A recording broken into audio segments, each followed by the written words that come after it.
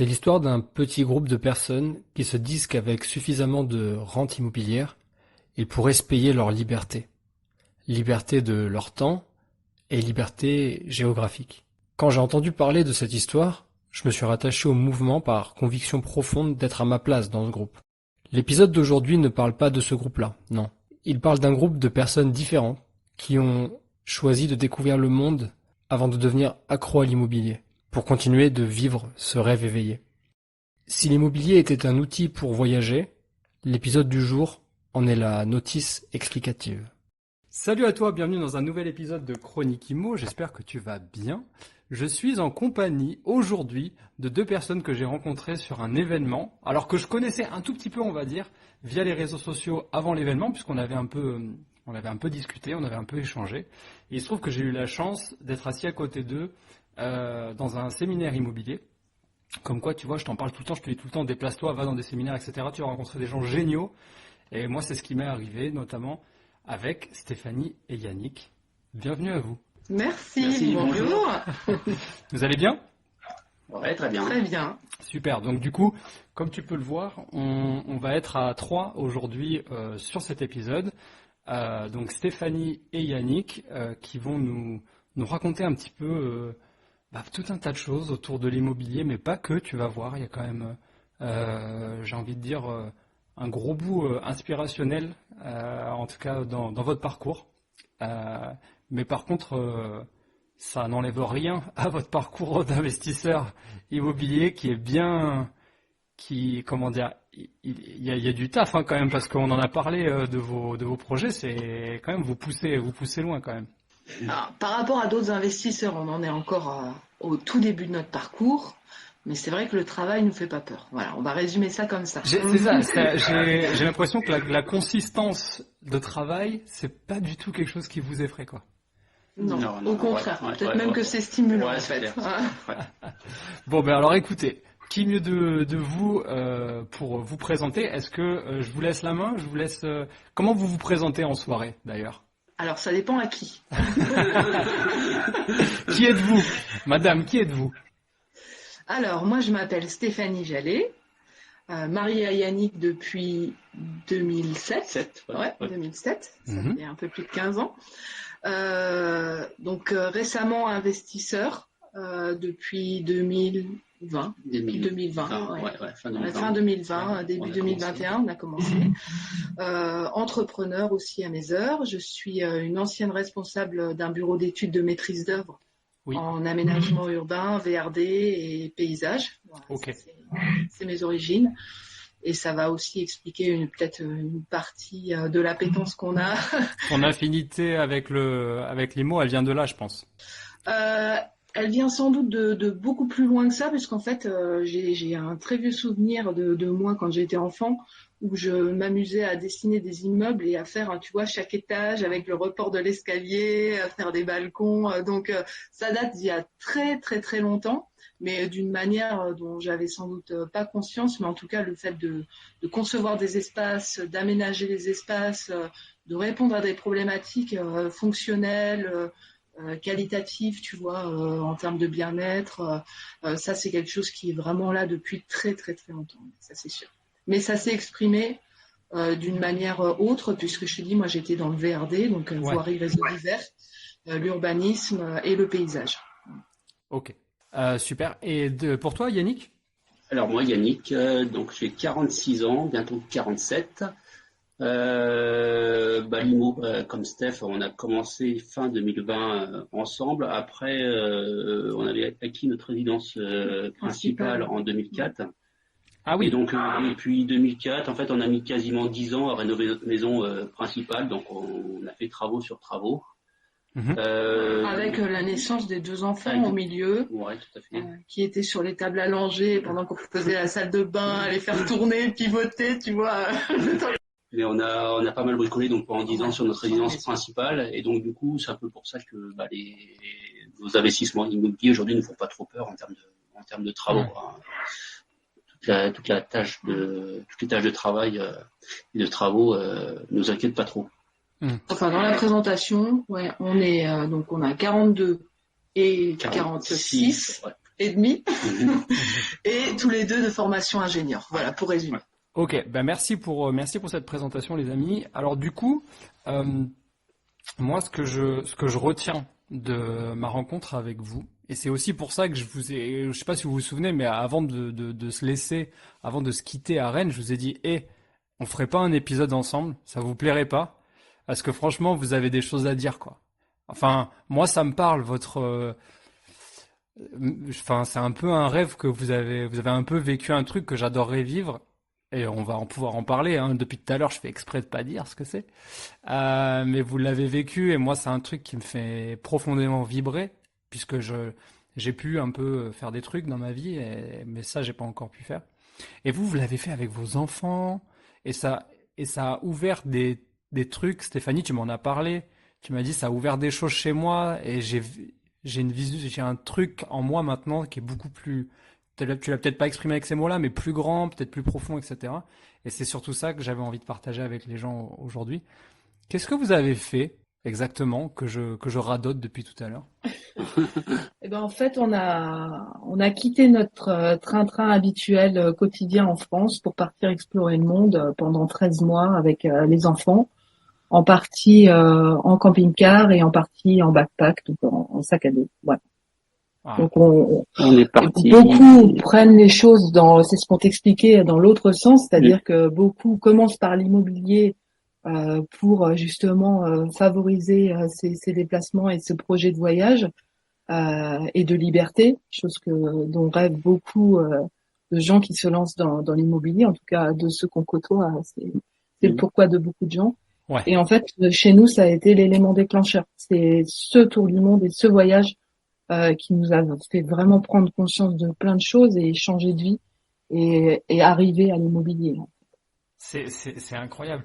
Et pourtant, quand on pense à voyage autour du monde, voyage en famille, quand on dit les mots camping-car, quand on dit les mots backpack, on pense à un mot de la même catégorie qui serait immobile, qui est quand même l'inverse profondément de mobile, donc l'immobilier.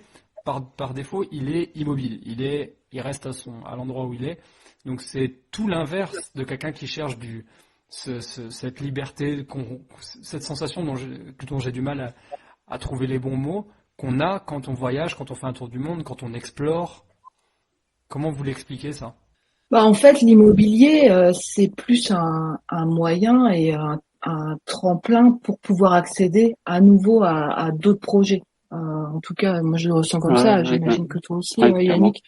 On le prend pas comme quelque chose qui va nous ancrer, mais juste comme quelque chose qui va nous aider à passer encore à un nouveau cap et à attendre vers d'autres projets futurs qui seront sans doute un peu plus lointains maintenant parce que, comme on disait, on a 2 enfants et on a à l'heure actuelle 14 et 12. Oui. Donc on est en pleine adolescence, ils sont eux en train de se construire aussi par rapport à leur avenir professionnel et par rapport aux études qu'ils veulent entreprendre. Ouais. Et donc là, on se retrouve effectivement dans une période un peu charnière où on va être un peu plus contraint. Et c'est pour ça qu'on en profite pour mettre toute notre énergie sur ces projets IMO et avancer sur nos projets entrepreneuriaux et pouvoir entreprendre d'autres projets de voyage d'une autre manière, avec ou sans eux. Ah oui, c'est ce que j'allais dire, ouais. Okay. Bah, ça sera certainement sans eux, ouais. Je fais dans quelques années. Oui, mais ce sera différent. Ouais. On vivra jamais de toute façon. Il y a qui veut y aller, là. C'est bon. non, mais ils rentrent dans une période, voilà, où ils vont entamer leurs études. Donc voilà, on est conscient de toute façon qu'on vivra pas la même chose que ce qu'on a vécu quand on est parti avec eux et qu'ils avaient 10 ans ou 11 ans, quoi. Ça, c'est une certitude. Et ouais, je vois. En fait, ouais, je vois bien c'est un vrai outil, l'immobilier, un outil un peu comme quand tu utilises la banque pour aller chercher du financement pour avoir plus d'immobilier. Ouais. Bah vous avez trouvé l'immobilier comme étant votre levier pour pouvoir vivre des trucs encore plus grands et plus profonds que cette aventure-là. Comment c'était ce tour du monde? Racontez-moi. C'était déroutant. C'était génial. Enfin. Je sais pas, parfois vous avez envie de commencer, ou peut-être oui, parce que c'est vous vaste, avez un top, je sais pas, un top 4 ou un top 3 des trucs de fou que vous avez vécu. Ouais, il y a mais ça dépend ce dont on veut, ce qu'on veut approfondir en fait, parce que on peut te parler des gens, on peut te parler des paysages, on peut te parler des rencontres humaines des qu'on a rencontres fait, qu'on a fait. des efforts physiques qu'on a fait. Aussi, qui nous ont poussé au-delà de ce qu'on Un pensait dernier être nos retranchement physique. capacités. Est-ce que, il y a un sujet qui est vachement intéressant quand on voyage comme ça et qu'on se laisse tellement de liberté qu'en fait, il n'y a pas vraiment. Enfin, j'imagine que vous étiez organisés, vous avez l'air d'être des gens très cartésiens quand même. Au début, oui.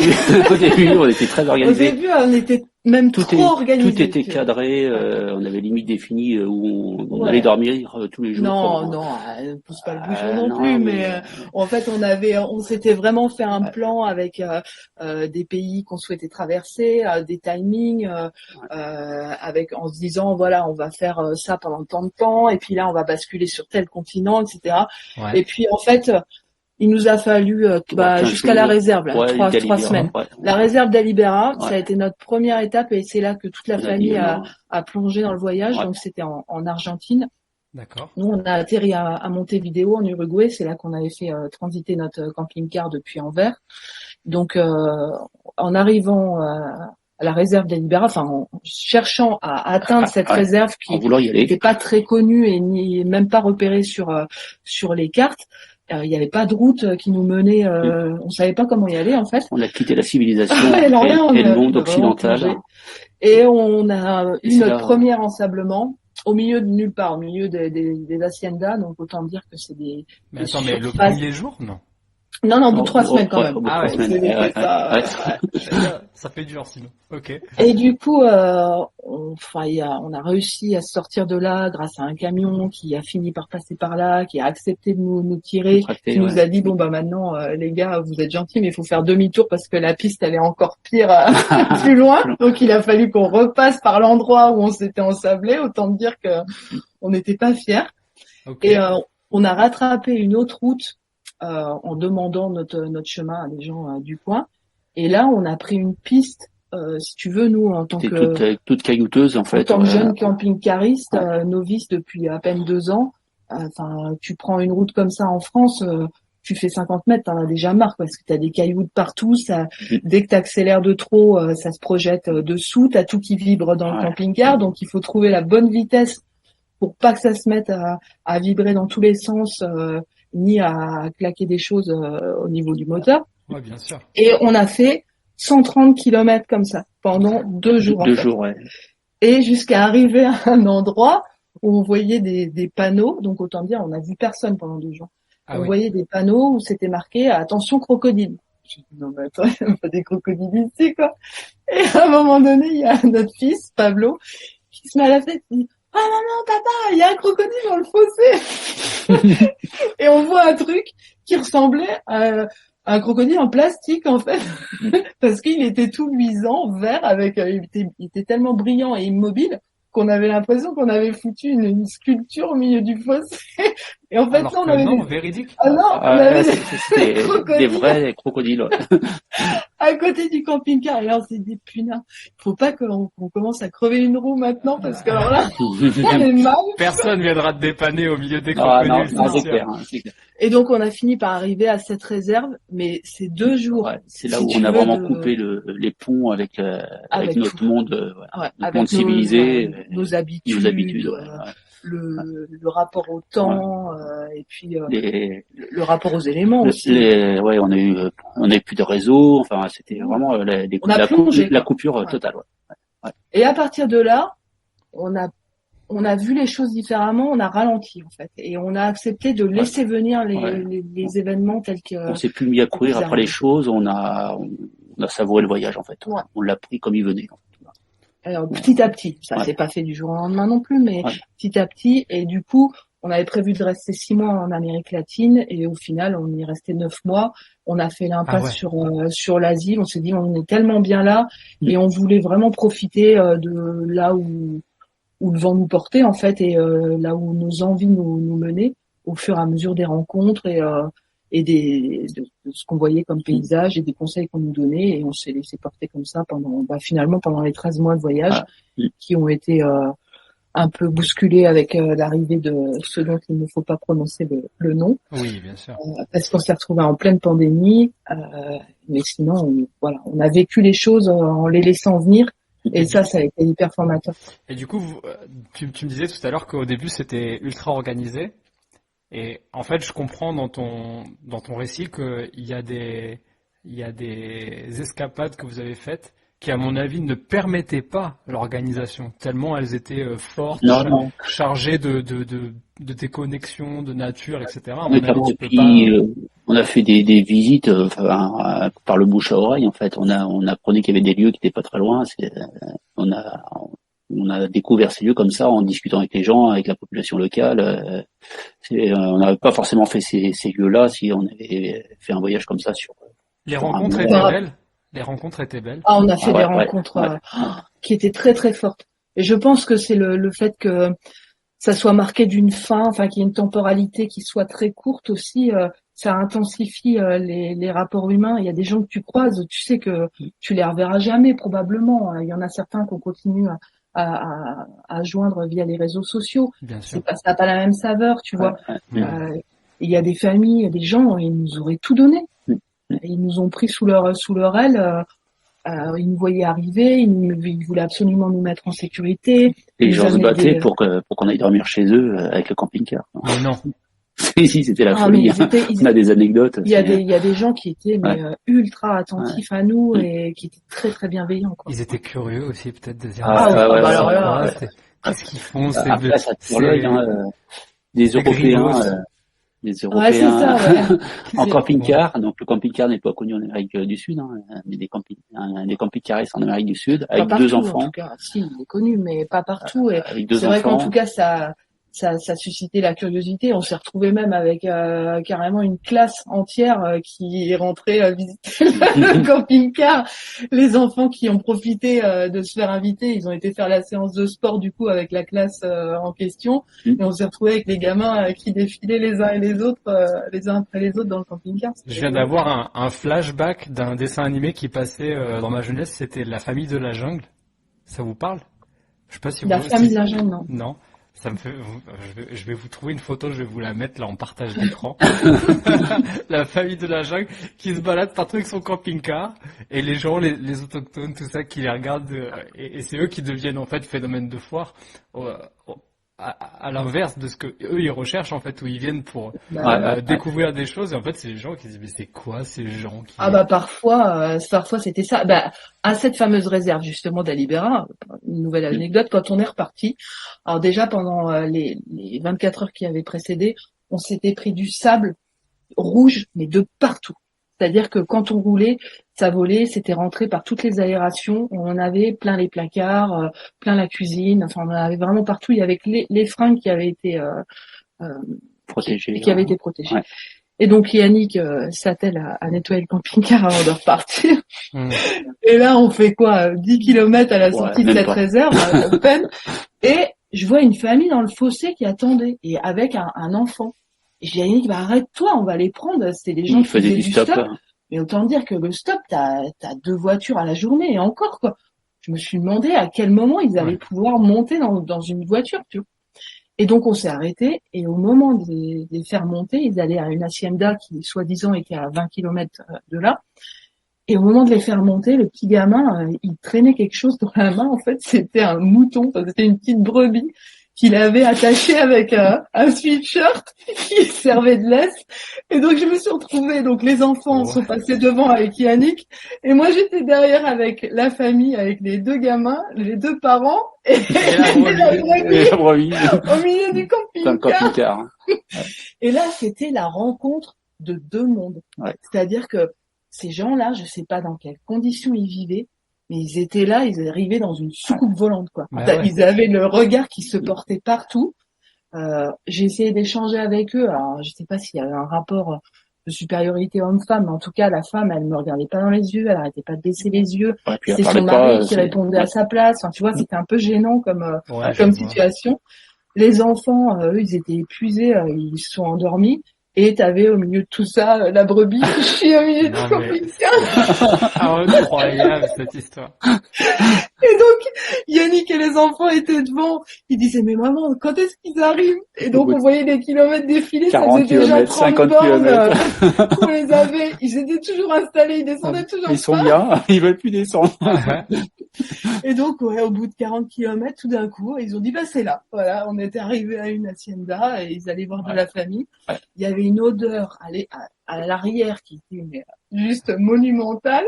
La dame, elle tressait des paniers, donc elle était montée avec plein d'herbes sèches. Ouais. Elle s'était assise, tu vois, dans l'herbe, dans le fossé avant d'arriver. Donc, autant te dire, on avait de l'herbe partout. Ouais, c'était vraiment une anecdote extraordinaire. Et on s'est dit, mais franchement, on vit vraiment pas tous dans le même monde et on n'a pas tous les mêmes repères. C'était ça, c'est un coup à mettre ton cerveau sur reset et hop, j'efface les paramètres que je connais. Je me mets en mode ok, 0 paramètres, parce que si je commence à mettre des paramètres, je vais me mettre des œillères et je vais pas profiter, quoi. Exactement. Incroyable. Mais c'est fou. Tu m'en as raconté d'autres, mais c'est vrai que. Ah bah oui, bien sûr. Mais vous avez immortalisé, vous avez fait quoi? Vous aviez une caméra? Comment vous avez fait? Alors, bah, il y a des moments où journal de bord, c'était quoi? De faire des photos. Genre, dans ces situations-là, on a fait une ou deux photos avec le mouton, la brebis. Mais si, on avait un site internet, dans lequel moi, j'ai beaucoup aimé écrire, en fait. J'ai fait ça un peu de manière romancée, sur notre site qui s'appelle Lou Pastilla. Comment ça s'appelle? Lou Pastilla. C'est la contraction de nos 4 prénoms. Lou, Pablo, Stéphanie, Yannick. Lou Pastilla. Ok. C'était très compliqué à prononcer pour les gens d'Amérique latine en espagnol, ouais. Parce que le Y, enfin là-bas, n'existe pas. Enfin, il le prononçait Ra, quoi. Et le loup non plus, donc il prononçait toutes les lettres. Autant dire que c'était des consonances assez atypiques là aussi. Ok. Et donc ouais. Pendant notre voyage en Amérique latine, du Sud, en Amérique du Sud. Ouais. Après, quand on a fini notre voyage après le Covid, on est passé en Europe de l'Est pendant 2 mois et demi. Là, c'était tellement rythmé, tellement intense, parce que c'est hyper riche. On a juste fait du reportage photo. On a juste fait des photos. Et tu vois, j'avais besoin que ça mature en fait. Pour pouvoir écrire, il fallait qu'à un moment donné, je sais pas, il y ait ce truc, ce temps de maturation avant de pouvoir me mettre à écrire. Et par contre, quand c'était arrivé, il fallait vraiment que je sorte tout ça et que je le couche sur papier. Donc, ce que j'ai fait pendant 10 mois et les 3 derniers mois, non, il y a eu, puis sans doute. Puis le rythme n'était pas le même non plus. Non, le rythme était beaucoup plus dense. C'est beaucoup moins posé. Et puis on était quand même dans un contexte qui était particulier, qui était pas vraiment en tout cas pour moi qui était pas propice à la créativité, tu vois, c'était un peu insécure, quoi. Du coup, vous avez fait quoi? Vous êtes arrivé donc en Uruguay et vous êtes remonté, c'est ça? C'est comme ça que vous avez fait? Ouais. On est remonté à Iguaçu. On a fait un petit peu le sud du Brésil. Après, on a fait donc Uruguay, Paraguay. L'émission jésuite au Paraguay. Après, on a basculé en Bolivie. Ouais. Donc, Bolivie, on a fait un peu une grosse partie de la Bolivie. Ouais. On y est resté un bon mois en Bolivie. On a pété une butée d'un voyage en Bolivie, donc on y est resté un petit moment. Ouais. Mais ça, c'était top parce que du coup, on a fait le sud Lipèze en 4x4. Et on avait prévu de le faire en camping-car. Alors, si les gens connaissent pas, qu'ils aillent voir sur la carte, c'est le sud-ouest de la Bolivie. Et c'est juste des paysages vraiment exceptionnels. Ça fait partie des plus beaux paysages qu'on ait vus en Amérique latine. Ah ouais?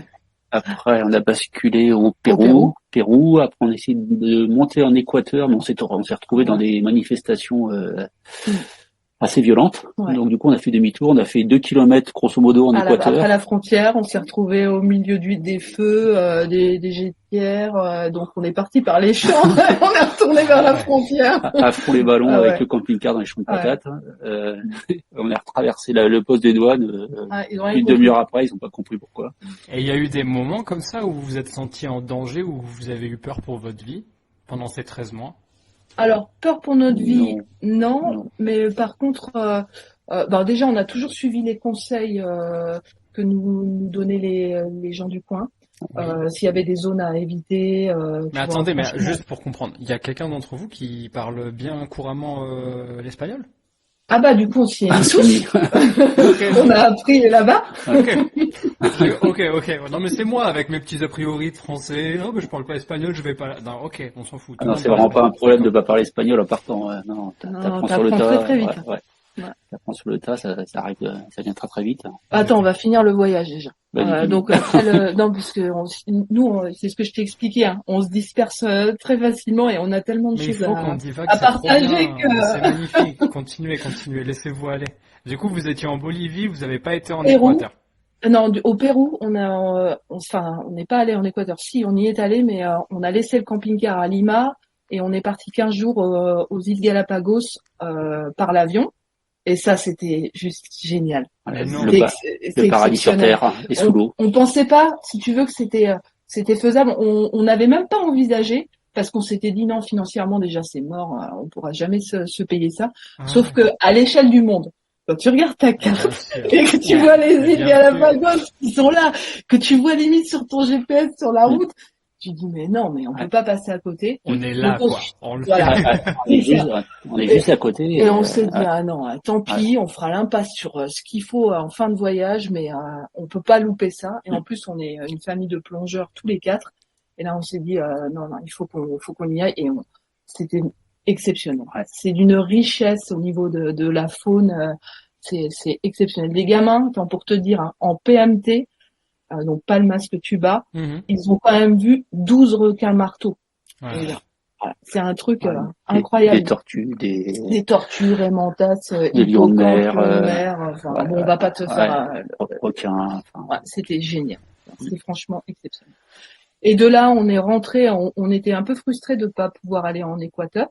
Donc on s'est dit on va rentrer en bus, comme ça au moins on aura au moins un petit aperçu tu vois des paysages. Pays, Et donc là, on s'est tapé 36 heures de bus pour rejoindre Lima avec Pablo et moi qui étions hyper malades. On s'est tapé une intoxication alimentaire au Galapagos les derniers jours et je suis arrivée à Lima dans un état assez...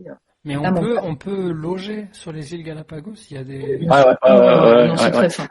Tu peux y aller en tant que touriste. Alors le nombre de touristes est limité pour protéger l'île. Après, je pense pas que tu puisses acheter. Maintenant, ils ont tout verrouillé sur l'île. Acheter quoi? Acheter une maison. Tu peux pas aller t'installer comme ça. En tant que visiteur, il n'y a aucun souci. C'est très très protégé. J'ai même entendu parler qu'il y a des périodes où il y a zéro touriste, quoi. Il y a pas de possibilité d'y aller. Ah, je sais pas. C'est pour ça que ça me semble extraordinaire que vous avez pu y aller. On a eu aucun souci. On a pris, si tu veux arriver là-bas, ils te font payer un droit d'accès, en fait. Bien sûr. Mais non, ça a été très simple à organiser. On s'est décidé 3 ou 4 jours avant d'y aller. On était sur la route en direction de Lima. Et en fait, c'était soit on prenait l'avion en direction des Galapagos, soit on allait faire la Cordillère Blanche au Pérou. Et les enfants ont dit « Ah non, on va aux Galapagos ». Donc on a dit bon. Après, on venait de faire 3 mois en altitude. Mais ça faisait 3 mois qu'on était à plus de 3000 mètres, on en avait un peu marre des montagnes, donc il n'y a pas eu beaucoup de... Avec plus d'eau chaude, plus de chauffage, donc on s'est dit allez, un petit peu de confort, un petit peu de chaleur. Donc c'est pour ça qu'on est redescendu. Et après, ça vous a mené où ce voyage après du coup, on est descendu un peu bloqué parce que on s'est retrouvé au Pérou. Il y a des émeutes en Bolivie, des émeutes en Équateur, émeutes au Chili. Donc on a attendu que les frontières du Chili ouvrent et là on a basculé au Chili. Et si tu veux, c'était très instable à ce moment-là. Donc on était dans le désert d'Atacama et on nous annonçait des manifestations qui reprenaient quelques jours après. Et du coup, on s'est dit bon, plutôt que de continuer par le Chili, on va rebasculer en Argentine. Et là, on a fait des zigzags à la frontière entre l'Argentine et le Chili pendant quelques kilomètres, jusqu'à aller jusqu'aux îles de Chiloé en Argentine. Ensuite, on a d'abord fait l'île de Pâques. Au Chili, d'ailleurs. Oui. Entre-temps, on a arrêté à Valparaiso. On a été à Valparaiso et on a pris un avion, on est allé sur l'île de Pâques, c'est vrai. C'était chouette l'île de Pâques. C'est mythique. C'est incroyable. L'énergie qu'il y a sur cette île, c'est indescriptible. C'est des morceaux de pierre mais qui ont une âme, quoi. Ça vibre en fait à l'intérieur de toi. Tu sais, tu ressens des choses, tu sais pas l'expliquer. Il y a quelqu'un dans les statues, quoi. Même sur les terres, sur cette île, t'arrives, c'est vraiment mystique, une énergie. C'est presque improbable qu'il y ait eu une civilisation sur cette île. C'est incroyable. T'es au milieu de nulle part. Ouais. Quand tu regardes sur la carte, tu dézoomes, tu sais, tu vois du bleu. C'est vraiment perdu. Partout. Plein milieu de l'océan. Wow. Et donc après, on est allé jusqu'à Ushuaia, on va essayer d'accélérer un peu, et on est remonté jusqu'à Buenos Aires. Et là, on avait prévu de faire repartir notre camping-car. Elle dit ça comme ça, on a été à Ushuaia, et puis on est... Non mais... On a fait 2-3 courses, après on est reparti. C'est juste incroyable, quoi, parce que les gens, je suis sûr qu'il y a tout un tas de gens qui savent pas le placer sur la carte, mais c'est extraordinaire, c'est les endroits de la... Mais là aussi c'est mythique, c'est comme l'île de Pâques, c'est des endroits où c'est pareil, c'est rude, c'est très très rude en termes de climat, mais ça fait partie aussi des gros points positifs de ce voyage. De toute façon, l'Argentine d'une manière générale, ça a été un gros coup de cœur, mais la Terre de Feu, c'est exceptionnel, et puis de voir à des glaciers, le Perito Moreno, enfin je veux dire, c'est un moment où tu arrives devant le glacier, la première fois que tu vois un glacier de ta vie, enfin moi ça m'a fait pleurer parce que c'est tellement beau, et quand tu es au pied du glacier, que tu l'entends vivre, craquer, tu vois des blocs qui tombent, enfin c'était exceptionnel. On a passé notre journée du premier de l'an premier de l'an à admirer 2020, le Perito Moreno, au Perito Moreno avec des copains voyageurs qu'on avait rencontrés sur place. Sans bouger de la journée. C'était exceptionnel. C'était envoûtant. Waouh. Franchement, vous régalez. Et donc du coup, tu disais que tu avais rencontré des gens et ça vous a vraiment permis donc de tisser des liens forts avec des gens, ce voyage? Ah bah plus que fort, parce que on a rencontré une famille une première fois à Sucre, donc en Bolivie, qu'on a retrouvé 3 semaines après. On a fêté l'anniversaire de Yannick ensemble, et en fait on s'est donné rendez-vous pour fêter Noël ensemble. Dans le sud de l'Argentine. Alors autant dire que c'est pas la porte à côté, parce que là on est en train de parler d'un écart de plusieurs milliers de kilomètres. On s'est retrouvés vers le 16 décembre, et là on s'est plus quitté pendant 1 mois et demi. On a fini au mois de février, juste avant que nous on attaque notre montée vers Buenos Aires avec eux. Donc c'était une famille qui est de Savoie. Des Français. Et on a rencontré aussi un couple lyonnais qui était plus jeune, qui eux voyageaient avec les gamins les appelaient les bidons rouges, parce qu'ils avaient un 4x4 avec des bidons rouges au-dessus. Marine et Thomas, qui eux, c'était improbable si tu veux qu'ils restent avec des gens comme nous, c'est-à-dire 2 familles de camping-caristes. Et en fait, qui avancent pas, parce que nous, si tu veux, on n'avançait pas par rapport à eux qui voyageaient en 4x4. Et en fait, on a passé 1 mois avec eux aussi. Donc, on a partagé cette aventure pendant une grande partie de notre séjour en Terre de Feu avec Marine, Thomas et puis cette famille de Savoie. C'est intéressant ce rapprochement entre les gens. C'est improbable. C'est improbable, mais je pense que ça en dit long sur le besoin qu'on a malgré tout, même si on va chercher des moments comme ça, des ouvertures d'esprit, etc. Je pense que ça en dit long sur notre situation d'animal social qui a besoin d'être entouré. Ouais, clairement. Mais même quand tu voyages seul, enfin, je veux dire, nous, ce voyage, pendant 13 mois, on n'a jamais été seul, en fait. Ouais. Tu t'es tout le temps en train de rencontrer des gens, puis à partir du moment où tu es un minimum ouvert, la connexion se fait extrêmement facilement. Je veux dire, il y a plein de choses qui faisaient qu'on avait possibilité d'avoir des contacts. Déjà avec le camping-car, les enfants, la dernière partie du voyage, on n'en a pas parlé, mais quand on a récupéré ensuite notre chienne, il m'a dit, c'est Hunt, donc elle a aussi un côté atypique qui attire les gens. Quand on passe quelque part avec elle laisse pas les gens, si tu veux, indifférents. Elle attire le regard, donc forcément la conversation aussi. Il y a plein de moyens, si tu veux, différents de partager des choses avec des gens, et ça c'est ultra riche, quoi. Ok. Et donc du coup, 9 mois en Amérique du Sud. Ouais. On arrive à Buenos Aires. Ouais. On fait repartir ensuite à Montevideo le camping-car, donc direction la Belgique. Et à ce moment-là, les plans c'était de partir en Australie, donc de laisser le camping-car chez des copains de voyageurs qu'on avait rencontrés qui habitaient à côté de Bruxelles, de laisser le camping-car pendant les mois restants, et nous de prendre un billet d'avion depuis Bruxelles pour l'Australie où on aurait sans doute loué un camping-car ou un van et puis baroudé. On voulait se faire un combiné Australie, Nouvelle-Zélande pendant 3-4 mois. Nouvelle-Zélande.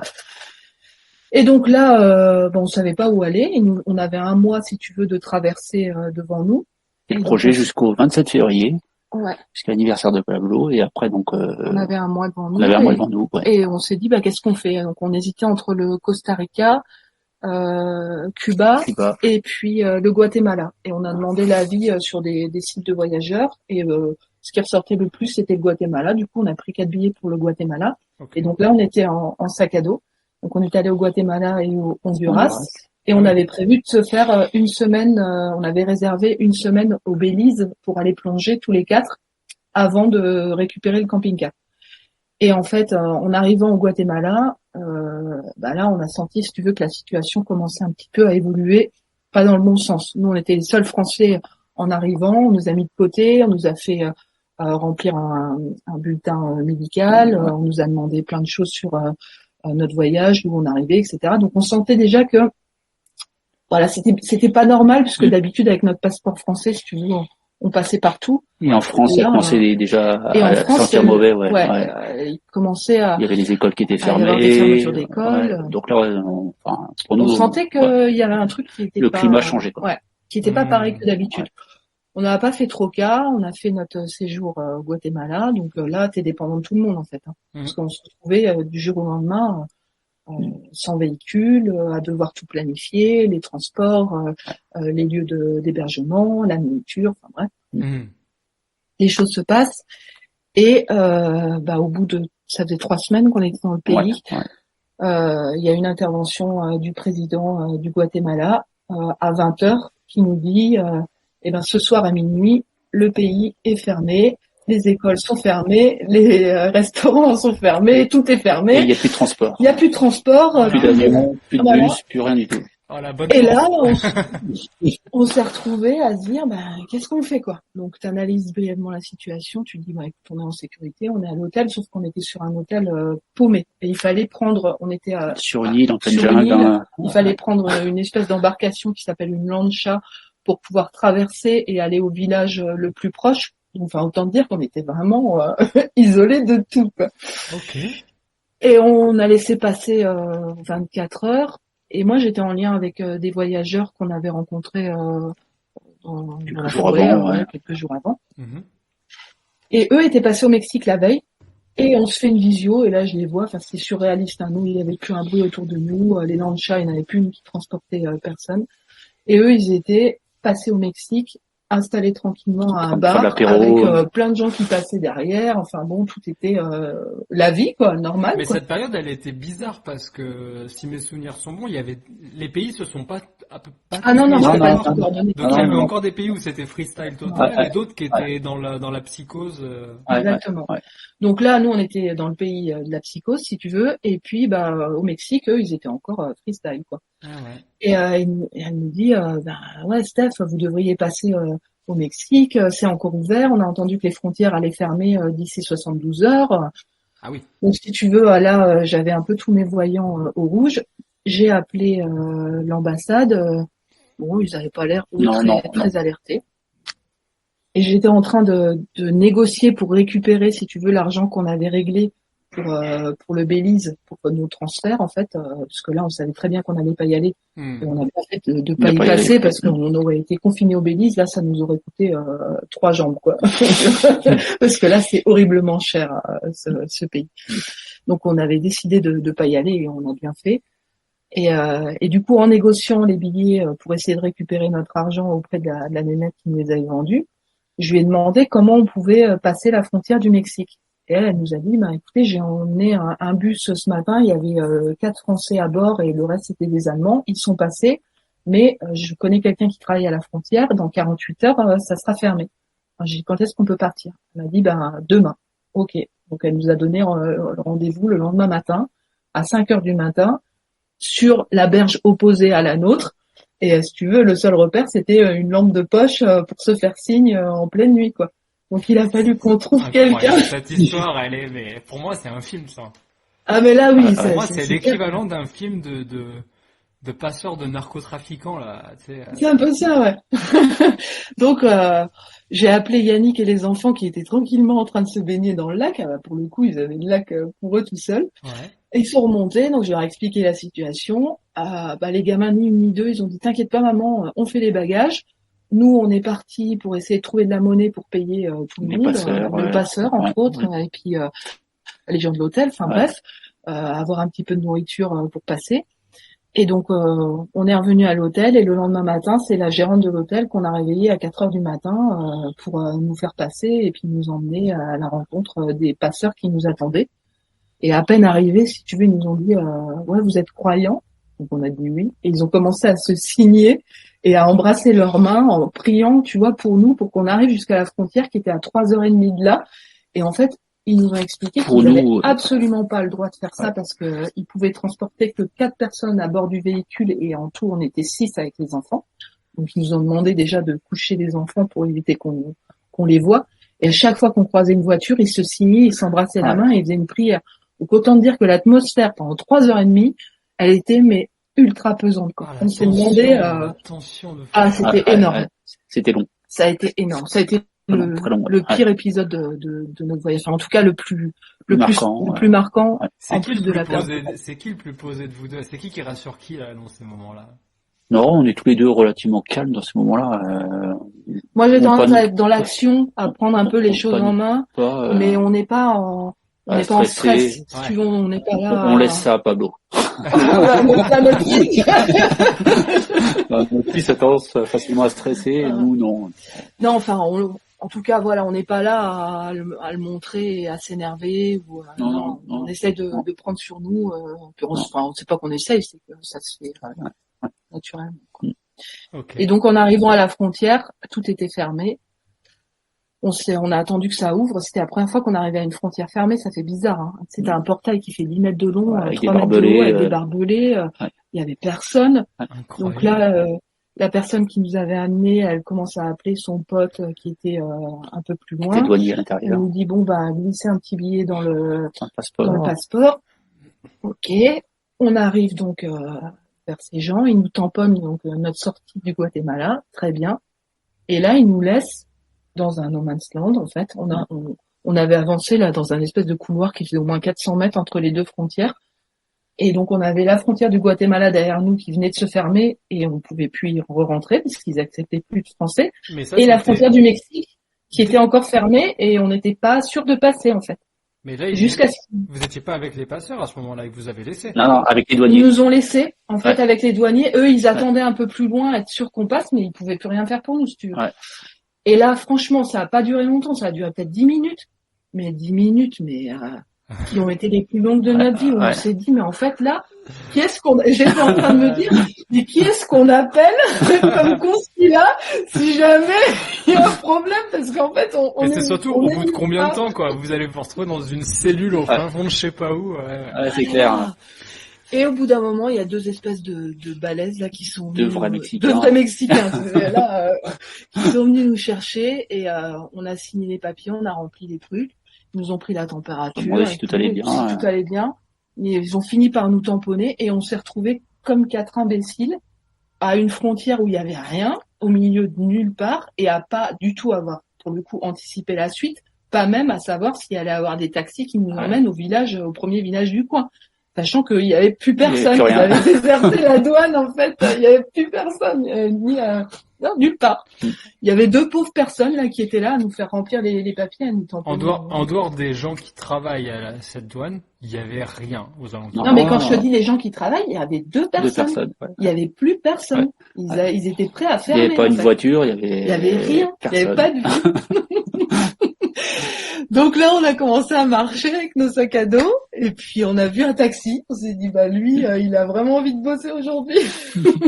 Donc on va le faire travailler et il nous a amené à la première ville qu'on voyait sur la carte. Et puis de là, après, on a enchaîné quelques jours. Après, les transports fonctionnaient au Mexique, donc on a réussi après à circuler à peu près correctement. C'était bien l'aventure au Mexique? Ça a été très court. On est allé visiter Palenque. Parce que le Covid nous a vite rattrapé en fait. On est allé visiter Palenque. Et en fait, arrivé là-bas, on était en train de visiter. Bah là, c'était tranquille, il n'y a pas grand monde. Et je surprends une conversation de chauffeurs de bus, de guides, qui disait que les chauffeurs de bus s'arrêtaient le jour même sur la plus grande compagnie en fait du Mexique, celle qu'on avait nous prévu de prendre pour rejoindre Cancun. Parce que le plan c'était mauvais signe, quoi. Ah ouais, bah là t'as tous les signaux qui se remettent au rouge si tu veux. Et donc j'ai commencé à prendre part à leur conversation, à leur demander un peu comment ça se passait. Et ils m'ont dit bah oui, là le gouvernement a demandé à ce que les grandes lignes soient arrêtées. Il y a encore les petites lignes intervilles qui sont possibles. Et par contre les sites touristiques là d'ici quelques jours ils vont fermer. Donc là tu te dis c'est mort. Ça arrive quoi. Ça pas bon. Donc bon, on va la faire courte. On a rejoint Mexico City. On a trouvé un vol en business class jusqu'à Paris. De Paris, on est remonté à Anvers, récupérer notre camping-car qui arrivait quelques jours après. Et de là, on a attendu tranquillement chez nous que ça se passe pendant un peu plus d'un mois avant que les frontières réouvrent et qu'on puisse repartir sur les routes. T'imagines la différence choquante pour le cerveau. À quelques jours d'intervalle, t'es entre deux frontières dans un no man's land, tu sais pas ce qui arrive, tu contrôles pas du tout, t'as zéro contrôle sur ce qui se passe. Et quelques jours plus tard, t'es dans un avion en business class, t'arrives à Paris. Enfin, tu vois, la gymnastique, pour moi, je trouve ça fascinant, ce côté un peu. En fait, t'es rien. En fait, t'es tout, mais t'es rien. Tu peux être. Tu réalises même pas. Tu réalises même pas parce que t'es tellement dans l'adaptation au quotidien et dans l'inconfort et dans la prise de décision en permanence. Tu sais, t'es surstimulé, t'es sursollicité en fait quand tu voyages comme ça et surtout dans des conditions comme ça. C'est encore pire parce que on n'était pas tous les deux, tu vois, on n'était pas deux adultes, on avait 2 enfants avec nous. Donc, et puis t'as pas le choix, faut te sortir de cette situation-là. Donc quand t'es bloqué, voilà, fallait sortir du Guatemala, fallait sortir du Mexique. Fallait rattraper la France, donc là c'est pas le moment de paniquer. Non mais c'est sûr que sur le moment même tu peux pas te rendre compte. Non. Ton cerveau Avec le recul, moi je vous vois comme des chewing-gums, quoi. Vous êtes capable de prendre la forme que vous voulez. Ah bah ouais, c'est franchement en termes de résilience, ça a aussi été mais quand je te disais au début pour essayer de rebasculer sur l'IMO et le déclenchement de tout ça. Ça a été, une expérience qui nous a permis de vraiment prendre conscience des capacités qu'on avait à s'adapter et à réagir aux épreuves ou aux contretemps qu'on pouvait avoir dans la vie quotidienne, quoi. Oui, bah c'est pas. J'imagine que maintenant des gros travaux, une charge de travail ou des artisans qui sont pas à l'heure ou quoi, ça vous passe au-dessus de la jambe. Ah oui. Il y a plein de choses comme ça dans notre quotidien. Ça nous a fait prendre du recul sur énormément de choses. Au début, c'était même compliqué en fait parce que on était tellement en décalage entre la perception qu'on avait de la vie et du quotidien par rapport à ce qu'on avait quitté un an avant en France. Les premiers temps, ça a été très très rude. Le retour a été rude. Le retour a été un peu violent. Ça c'est un vrai truc, ça. Hein. C'est un vrai. Je crois que scientifiquement c'est prouvé. C'est le syndrome du globe-trotter. C'est un truc quand tu reviens dans ton cercle classique de gens et dans ta vie que tu avais avant. Et quand tu as fait un long voyage ou même plusieurs voyages. Mais au final, tu perds cette sensation de confort que tu avais, tu la retrouves plus jamais, et même tu te sens décorrélé en fait de tout ce qui se dit, de tout ce qui se passe dans les cercles. Juste, on n'a pas précisé au début de l'échange. Je suis désolé, ce podcast va être peut-être trop long pour toi. Tu vas devoir te l'écouter en 3 fois. C'est pas grave. C'est tellement intéressant que ça vaut le coup. Professionnellement parlant. Vous avez quitté votre job ou vous aviez juste mis en pause, vous aviez eu la possibilité de mettre en pause, comment vous aviez articulé ça? Les deux, mon colonel. Yannick a conservé son poste chez Safran, donc lui, il avait pris une disponibilité, il avait cumulé des congés en plus, d'où les 13 mois, parce qu'une disponibilité, c'est 11 mois. D'accord. Et toi, t'as démissionné carrément. Moi, j'ai quitté mon poste avant de partir. j'étais vraiment dans ma crise de la quarantaine. Hein. J'avais 39 ans au moment où on est parti.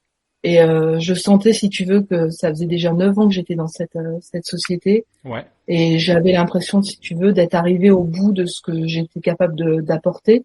Et ça devenait vraiment lourd. Le côté management, parce que je manageais une équipe, oui. C'était quelque chose qui me pesait et qui me prenait une énergie au quotidien.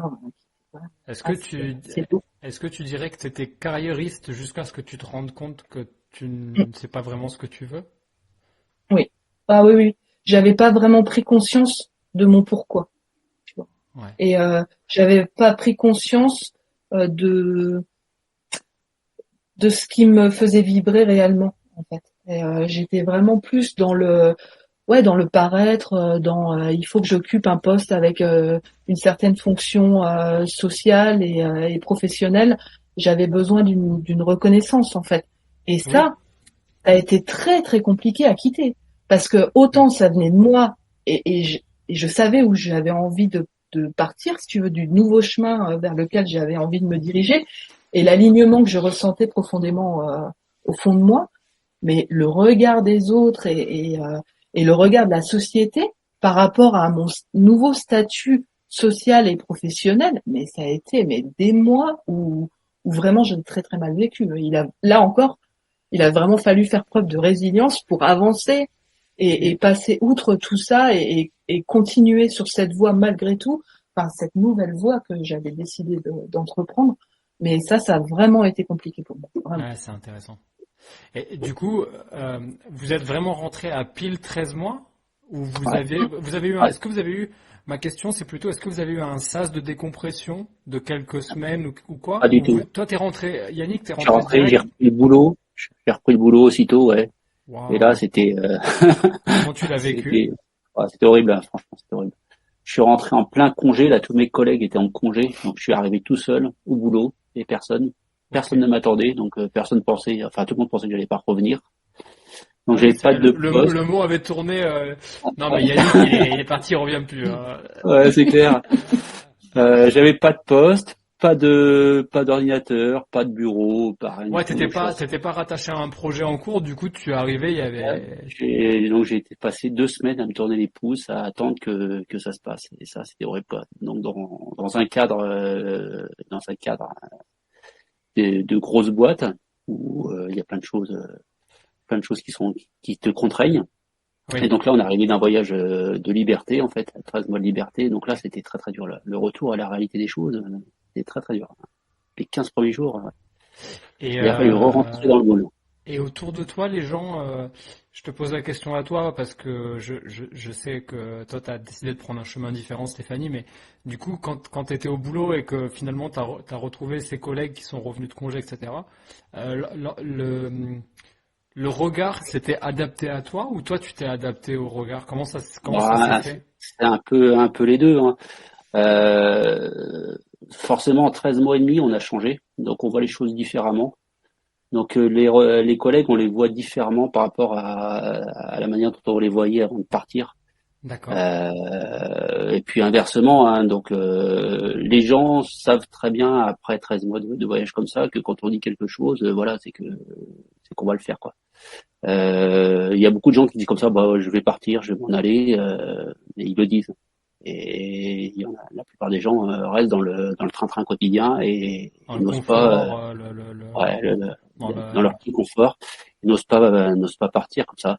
Donc le regard des gens, de mes collègues a changé. Ils savent très bien que voilà, quand je dis quelque chose. Toi, je pense que t'es, à mes yeux, t'es ce type il est là dans la boîte, mais il est pas là. En fait, il est là, mais il est inatteignable. Vous pouvez faire ce que vous voulez. Et il a un plan, en fait. Et ça doit être vachement dur. En fait, je me mets à la place de tes collègues qui se disent, OK, lui, il arrive de 13 mois et demi, où en fait, il a vécu le truc, probablement un des trucs les plus forts que tu peux vivre sur cette planète, hein, c'est-à-dire vraiment tout lâcher et aller vivre YOLO Freedom. Ouais. Et nous, on est là. Donc pendant 13 mois, il s'est rien passé, juste on a bossé comme d'hab. Et lui, il revient, il reprend sa vie. Mais il a construit un truc intérieur qui est gigantesque, on pourra jamais le rattraper, donc il est intouchable. Ouais, clairement. Et après, en parallèle de ça, ils savent très bien qu'on s'est lancé dans l'immobilier, mes collègues avec Steph. Donc voilà, ils savent très bien que nos projets sont pas forcément à mon poste actuel. Ouais. Et que le voyage qu'on a fait là il y a 3 ans maintenant, il va se poursuivre par d'autres projets qui vont venir, et que ma carrière n'est pas dans mon groupe, ça c'est sûr. Ouais, Tu voilà. veux ce côté atypique déjà de ce changement de parcours et de ce projet de 13 mois, il se poursuit maintenant par les actions qu'on met en place au quotidien et par la vie qu'on mène au quotidien. Et du coup, je peux comprendre que pour à l'extérieur, pour notre entourage, c'est déroutant. C'est déroutant, ouais. Si tu veux, quand les parents d'Yannick, on va les voir, ils nous disent, vous êtes où cette semaine? Vous êtes chez vous, tu vois? Déjà, c'est pas une question que tu poses à tes enfants. Parce que, nous, comme on met notre maison, en location ponctuellement sur Airbnb, il y a des fois, en fait, on dort sur nos chantiers, on dort sur nos autres maisons, tu vois, ou dans le camping-car, ça dépend. Et du coup, rien que ça, c'est hyper déroutant, en fait, pour l'entourage et pour ceux qui nous côtoient, parce que on n'est pas, on rentre plus dans une case, en fait. Mais même dans notre rythme de vie au quotidien, les gens n'arrivent plus à nous faire rentrer dans une case. Ouais. Et du coup, voilà. Forcément que le regard, du coup, de l'entourage a changé sur nous, quoi. Ouais. Évident. C'est pas du tout radiophonique ce que je suis en train de faire, mais j'ai un langage non verbal qui, c'est comme si je me prends des espèces de souffle d'air comme ça qui provient de vous, d'énergie positive que vous m'envoyez, et je trouve ça extraordinaire. Ok, merci en tout cas d'avoir partagé en tout cas sur la partie tour du monde, on va l'appeler comme ça, même si c'est pas un tour du monde comme les gens se l'imaginent. On fait pas un tour comme ça, et j'imagine que votre tour du monde il s'arrêtera le jour où vous arrêtez de respirer sur cette planète. Mais on va débuter la partie immobilière du podcast. Donc je sors mon meilleur bouquin qui est le livre sacré de Kimo, et je vous laisse poser votre main sur le livre sacré et de dire « Je jure qu'il n'y aura pas de bullshit ». Je jure qu'il n'y aura pas de bullshit. C'est arrivé après 58 minutes d'enregistrement, c'est une première. C'est une première. Ouais. T'as perdu la moitié de ton auditoire là à cause de nous, non? Ouais, mais c'est la meilleure moitié. C'est la meilleure moitié qui reste. Alors du coup, moi j'ai envie de raccrocher les wagons avec ce que tu as dit tout à l'heure, qui n'est pas tombé dans l'oreille d'un sourd. Je vais reprendre les mots que tu as dit. Tu as dit j'ai fait une vraie crise de la quarantaine à 39 ans et j'avais pas encore compris mon vrai pourquoi. Du coup, vous rentrez, vous reprenez la vie qui est de toute façon complètement différente de ce que vous avez laissé. Mais du coup, comment tu raccroches les wagons avec l'immobilier derrière tout ça, et ce fameux pourquoi, comment tu l'as transformé en mètres carrés, disons, ramenons les choses comme ça. Alors, si tu fais cette contraction aussi fortement, ça va trop vite. C'est des étapes avant, pendant la préparation, parce qu'en fait, ça commence là. À partir déjà du moment où tu construis ce type de projet, il y a eu déjà des cadenas qui ont sauté pendant les trois années avant de partir. Ah, yes. Le premier cadenas, ça a été au moment où on a commené à désencombrer la maison et à faire un grand tri. T'imagines, ça faisait au moins 10 ans qu'on habitait cette maison, et avec 2 enfants qui avaient amassé, comme tout à chacun, moult jouets, affaires, livres, enfin tout ce que tu veux, bien sûr. Au sein de cette maison. Le grenier et le garage, il était plein à craquer. Ouais. On savait même pas de quoi, mais il était plein. Et ça déjà, ça a été une première étape, le fait de faire un gros tri. Mais quand je dis un gros tri, au niveau énergétique, enfin je veux dire, ça demande vraiment de s'y atteler, et ça demande un effort qui est quand même assez important, et je comprends pourquoi on procrastine tant face à cette tâche, parce qu'elle est vraiment monstrueuse, en fait. Tu m'étonnes. Monstrueuse. Donc là, ça a commencé comme ça, où on a commencé à faire du tri, et ça nous a libéré de l'énergie, parce que quand tu as moins d'objets, forcément t'embrasses moins au quotidien. Pour faire le ménage, tu gagnes du temps, tu vois. Tout d'un coup, tu reprends ton souffle dans ta propre maison. Donc ça a été un un premier grand pas, mais dont je voulais parler parce que ça a vraiment été quelque chose de fort. C'est limite une conversion au minimalisme, là, ce que tu... Ah oui, c'est clair, on n'en est pas là parce que, enfin, tout dépend comment on entend le minimalisme, mais c'est vrai que quand tu vois les chambres de nos gamins par rapport aux chambres de leurs copains, bah, je comprends que quand les gamins ils arrivent chez nous, ils disent bah non, il n'y a pas grand-chose, pas de tu vois. Mais c'est vrai. C'est vrai, mais d'un autre côté, on ne conçoit plus le fait d'avoir plus d'objets. Même les enfants, eux-mêmes, quand ils vont chez leurs copains ou à l'extérieur, ils se sentent étouffés en fait d'être dans un environnement qui est trop encombré, tu vois. Évidemment. Donc ça a commencé comme ça. Et pourquoi je te parle de ça? Parce que on avait prévu évidemment on avait prévu de louer notre maison sur du long terme pendant 1 an, en longue durée, classique. Meublé pendant notre départ. D'accord. Sauf que cette maison, comme Yannick l'a dit au début du podcast, on a mis 10 ans avant de la retaper. Ouais. On a fait tous les travaux par nous-mêmes. Et on était, si tu veux, dans le schéma l'un et l'autre on achète une maison, on vit dedans, on fait nos enfants dedans, on les voit grandir dedans, on meurt dedans. Voilà. Nous, notre schéma familial à l'un et l'autre, c'était ça. C'était la maison de famille. Et donc forcément, maison de famille dans laquelle tu as passé 10 ans et où tu as investi tous tes deniers personnels et ton énergie, tu dis tiens, tu vois, il y a un côté affectif. On va pas faire rentrer des étrangers dans notre maison quand même. Voilà, on était là. Et du coup, moi, plus ça avançait vers ce projet et plus je me détachais, si tu veux, matériellement de la maison et affectivement, sauf que clairement Yannick et les enfants, c'était pas ça du tout. Okay. Et je me suis dit, on avait à peu près 1 an et demi devant nous au moment où on a commencé à désencombrer la maison très fortement. Je me suis dit, ok, on va faire un premier step. Je vais la mettre en location sur Airbnb. Comme ça, au moins, on va commencer déjà. Qu'est-ce que t'as pas fait? Oh là là. J'ai rendu service à tout le monde. Mais ça a été dur. Si tu veux, les enfants se sont pris au jeu et ils ont désencombré. On a pris la méthode Marie Kondo, tu vois. On a fait élément par élément. Donc, on avait commencé. L'anecdote, c'était les chaussures. On a commencé à faire toutes les chaussures qu'on trouvait dans toute la maison, y compris le grenier et le garage, partout. On a trouvé quand même 46 paires de chaussures aux enfants et à moi, dont une qui était dépareillée avec 2 tailles différentes. On n'a jamais retrouvé la deuxième visite.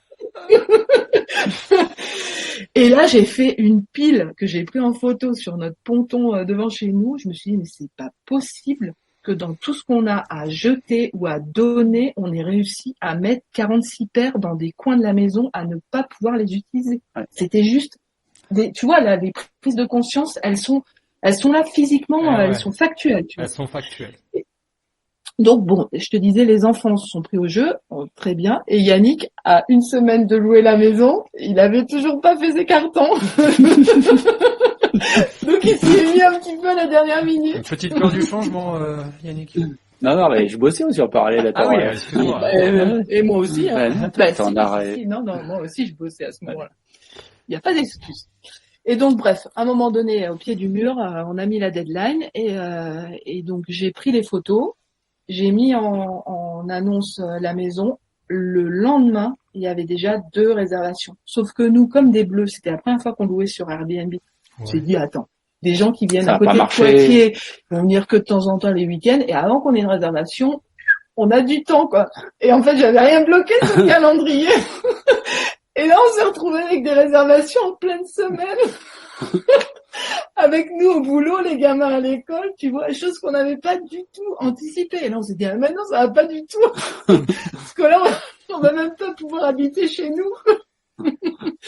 Donc, heureusement, on avait le camping-car, tu vois, déjà, à ce moment-là. Heureusement, ça nous a sauvé la mise plus d'une fois. Du coup, vous avez rien annulé, vous avez fait camping-car à la place. Oui, oui, c'est ça. Ouais. Du coup, et c'est les enfants qui ont fait le premier accueil et la première visite, aux gens qui sont venus chez nous pour la première fois. Et à partir du moment où cette première entrée, elle s'est faite et où les gens ont rendu la maison propre, et là, ça a fait sauter tous les verrous. Tous les verrous. Et là, on s'est dit, ok, on avance. Et ça a été le premier pas aussi dans l'immobilier et la relation à la location courte durée. Et ça nous a ramené à ça au moment où, je te dis, on cherchait à louer en location meublée notre maison. On a passé l'été, on avait une agence immobilière qui était pitoyable, qui nous tenait pas compte, qui nous rendait pas compte des visites qu'elle faisait. Et arrivé à fin août, ils n'avaient toujours pas trouvé de locataire. Et là, on s'est dit, attends, déjà, on a loupé la période estivale qu'on aurait pu faire en Airbnb. La meilleure période. Voilà. Là, c'est mort, on va pas aller plus loin parce que notre maison, elle va rester fermée pendant 1 an. Et moi, vous étiez déjà parti, vous étiez déjà. On est parti au mois de juin. Nous. On leur avait laissé les clés. Et quelque temps avant, je m'étais inscrite sur une plateforme des Airbnb de la Vienne.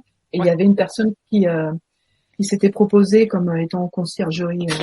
En concierge.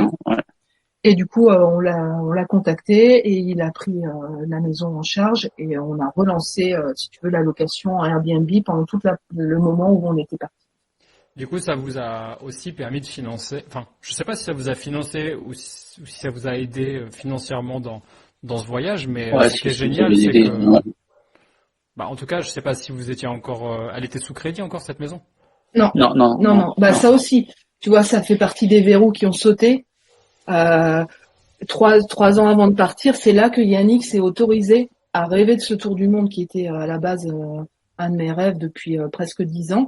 Et du jour au lendemain, à partir du moment où on a eu fini de payer la dernière traite de la maison, là, ça l'a libéré et il s'est autorisé à rêver à des projets autres et notamment à ce projet de voyage et il est rentré dedans tout de suite, quoi. Enfin, à partir de ce moment-là, il est rentré dedans et on a pu construire ce projet. Et du coup, j'imagine que ça vous a rassuré et donc du coup converti à la location courte durée. Ouais. Ça nous a du coup, on s'est rendu compte que c'était quelque chose qui était simple à mettre en place. Enfin, en tout cas, on adorait le contact et les rencontres qu'on faisait. À cette époque-là, on faisait quelques arrivées autonomes avec une boîte à clés, mais quand on pouvait, on aimait bien aussi recevoir les gens, discuter avec eux, et on le fait parfois. Voilà, au mois de septembre, on a eu des gens pendant 15 jours à la maison qui nous ont eux-mêmes invités à prendre l'apéro chez nous. Et surtout pas qu'on fasse la vaisselle chez nous. Voilà, c'est pas mal de se faire inviter chez soi, dis donc. Ah ouais. C'était surréaliste. On était avec les enfants, c'était trop drôle parce qu'en fait après on est reparti sur une autre maison qui est dans notre rue et qu'on a acheté et sur lesquelles on est en chantier actuellement. Et donc on repartait de chez nous pour aller ailleurs, mais c'était normal. Votre notion de la normalité me fait rêver. Et donc du coup, alors attendez, parce que là t'as dit un truc, là, il y a une maison dans la rue qui est aussi à vous, etc. Donc du coup, j'ai compris que cette expérience de location de votre propre maison pendant votre voyage, ça a déclenché une envie de peut-être de dupliquer cette chose-là. Non, ça s'est pas fait comme ça. Ah. Ça a été plus complexe. En fait, pendant le voyage, il y avait beaucoup de temps de trajet en Amérique latine, hein, je précise, parce que en Europe de l'Est, les trajets sont courts et les visites sont, comme je te disais, très intenses parce qu'au niveau culturel, c'est très très dense. D'accord. Donc, c'était pas le même rythme et c'est pour ça que je le précise. Mais pendant les trajets en Amérique latine, moi, j'ai commencé à regarder pas mal de vidéos, notamment de Michael Ferrari et de Yann Darwin. Oui. C'était vraiment les deux personnes, et puis je pense qu'après, si tu veux, t'as les algorithmes qui t'aident, tu vois, qui t'amènent systématiquement sur ce. Et donc plus ça allait, plus j'étais baignée par leur discours à l'un et à l'autre, et je me suis fait un petit carnet, j'ai commencé à prendre des notes, et ça commençait à infuser, tu vois, gentiment, jusqu'au retour. Où là je me suis dit, on avait déjà cette envie avant de partir d'investir, mais pas pour les mêmes raisons que maintenant, plutôt pour le côté patrimonial et assurer l'avenir. Et au retour, je me suis dit, on est reparti sur cette volonté d'investir. Et je me suis dit, avant de passer le cap, je veux me former. Ouais. Et donc j'ai continué, si tu veux, à prendre des informations et j'ai passé le cap de prendre la formation de Yann Darwin, donc avec Green Bull Campus. Ouais.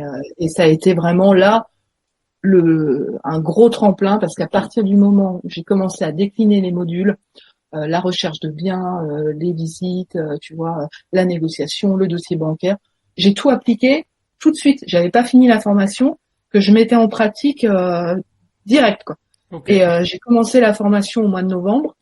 Et on a signé, j'ai visité au mois de décembre le refuge de la Salée, ce qui est devenu le refuge de la Salée. Et on a signé notre premier bien direct début 2021. Ouais.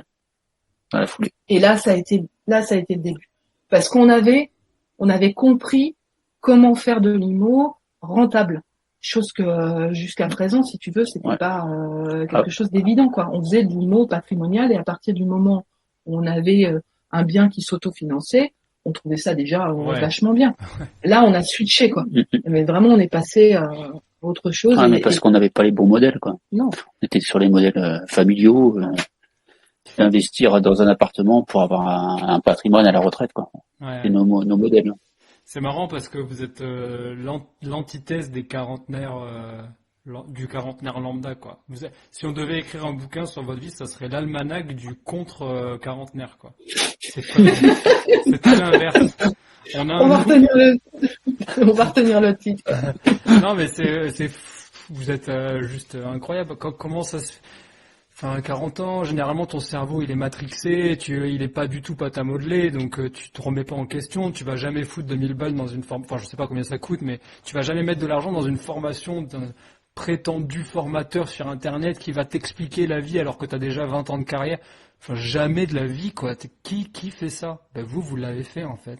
Mais prenez juste aller dans la rue, demandez à 100 personnes. Vous allez vite fait de vous rendre compte. Mais c'est sûr que dans notre si tu veux, on remet ça tout le temps au contexte. Dans notre entourage personnel, il y a personne qui a investi de cette manière. On a quelques copains investisseurs, mais on voit pas les choses, tu vois, de la même manière, quoi. Là encore, on est sur du patrimonial et à partir du moment où il y a un autofinancement, c'est super bien, quoi.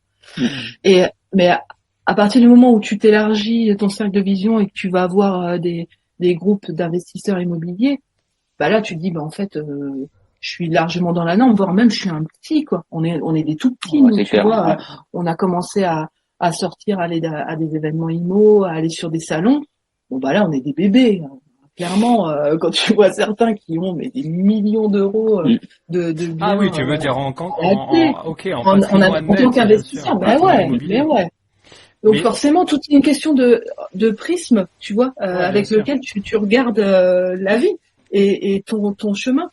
C'est sûr que autour de nous, dans notre entourage, là, les derniers temps, on a même dit aux enfants, maintenant stop, vous ne parlez plus de mots, vous ne parlez plus de nos projets. On en est arrivé là. En fait. Depuis 2 ans, on a dit stop parce que on sent que le décalage. Ils comprennent les enfants, ce que vous faites, ils comprennent tout. Ah ouais. Plus que tout. Pour te donner une anecdote qui date d'hier, on était donc en week-end à la mer là ce week-end. Et on discutait avec Pablo sur la plage et depuis tout petit, il veut être chirurgien obstétricien. Ouais.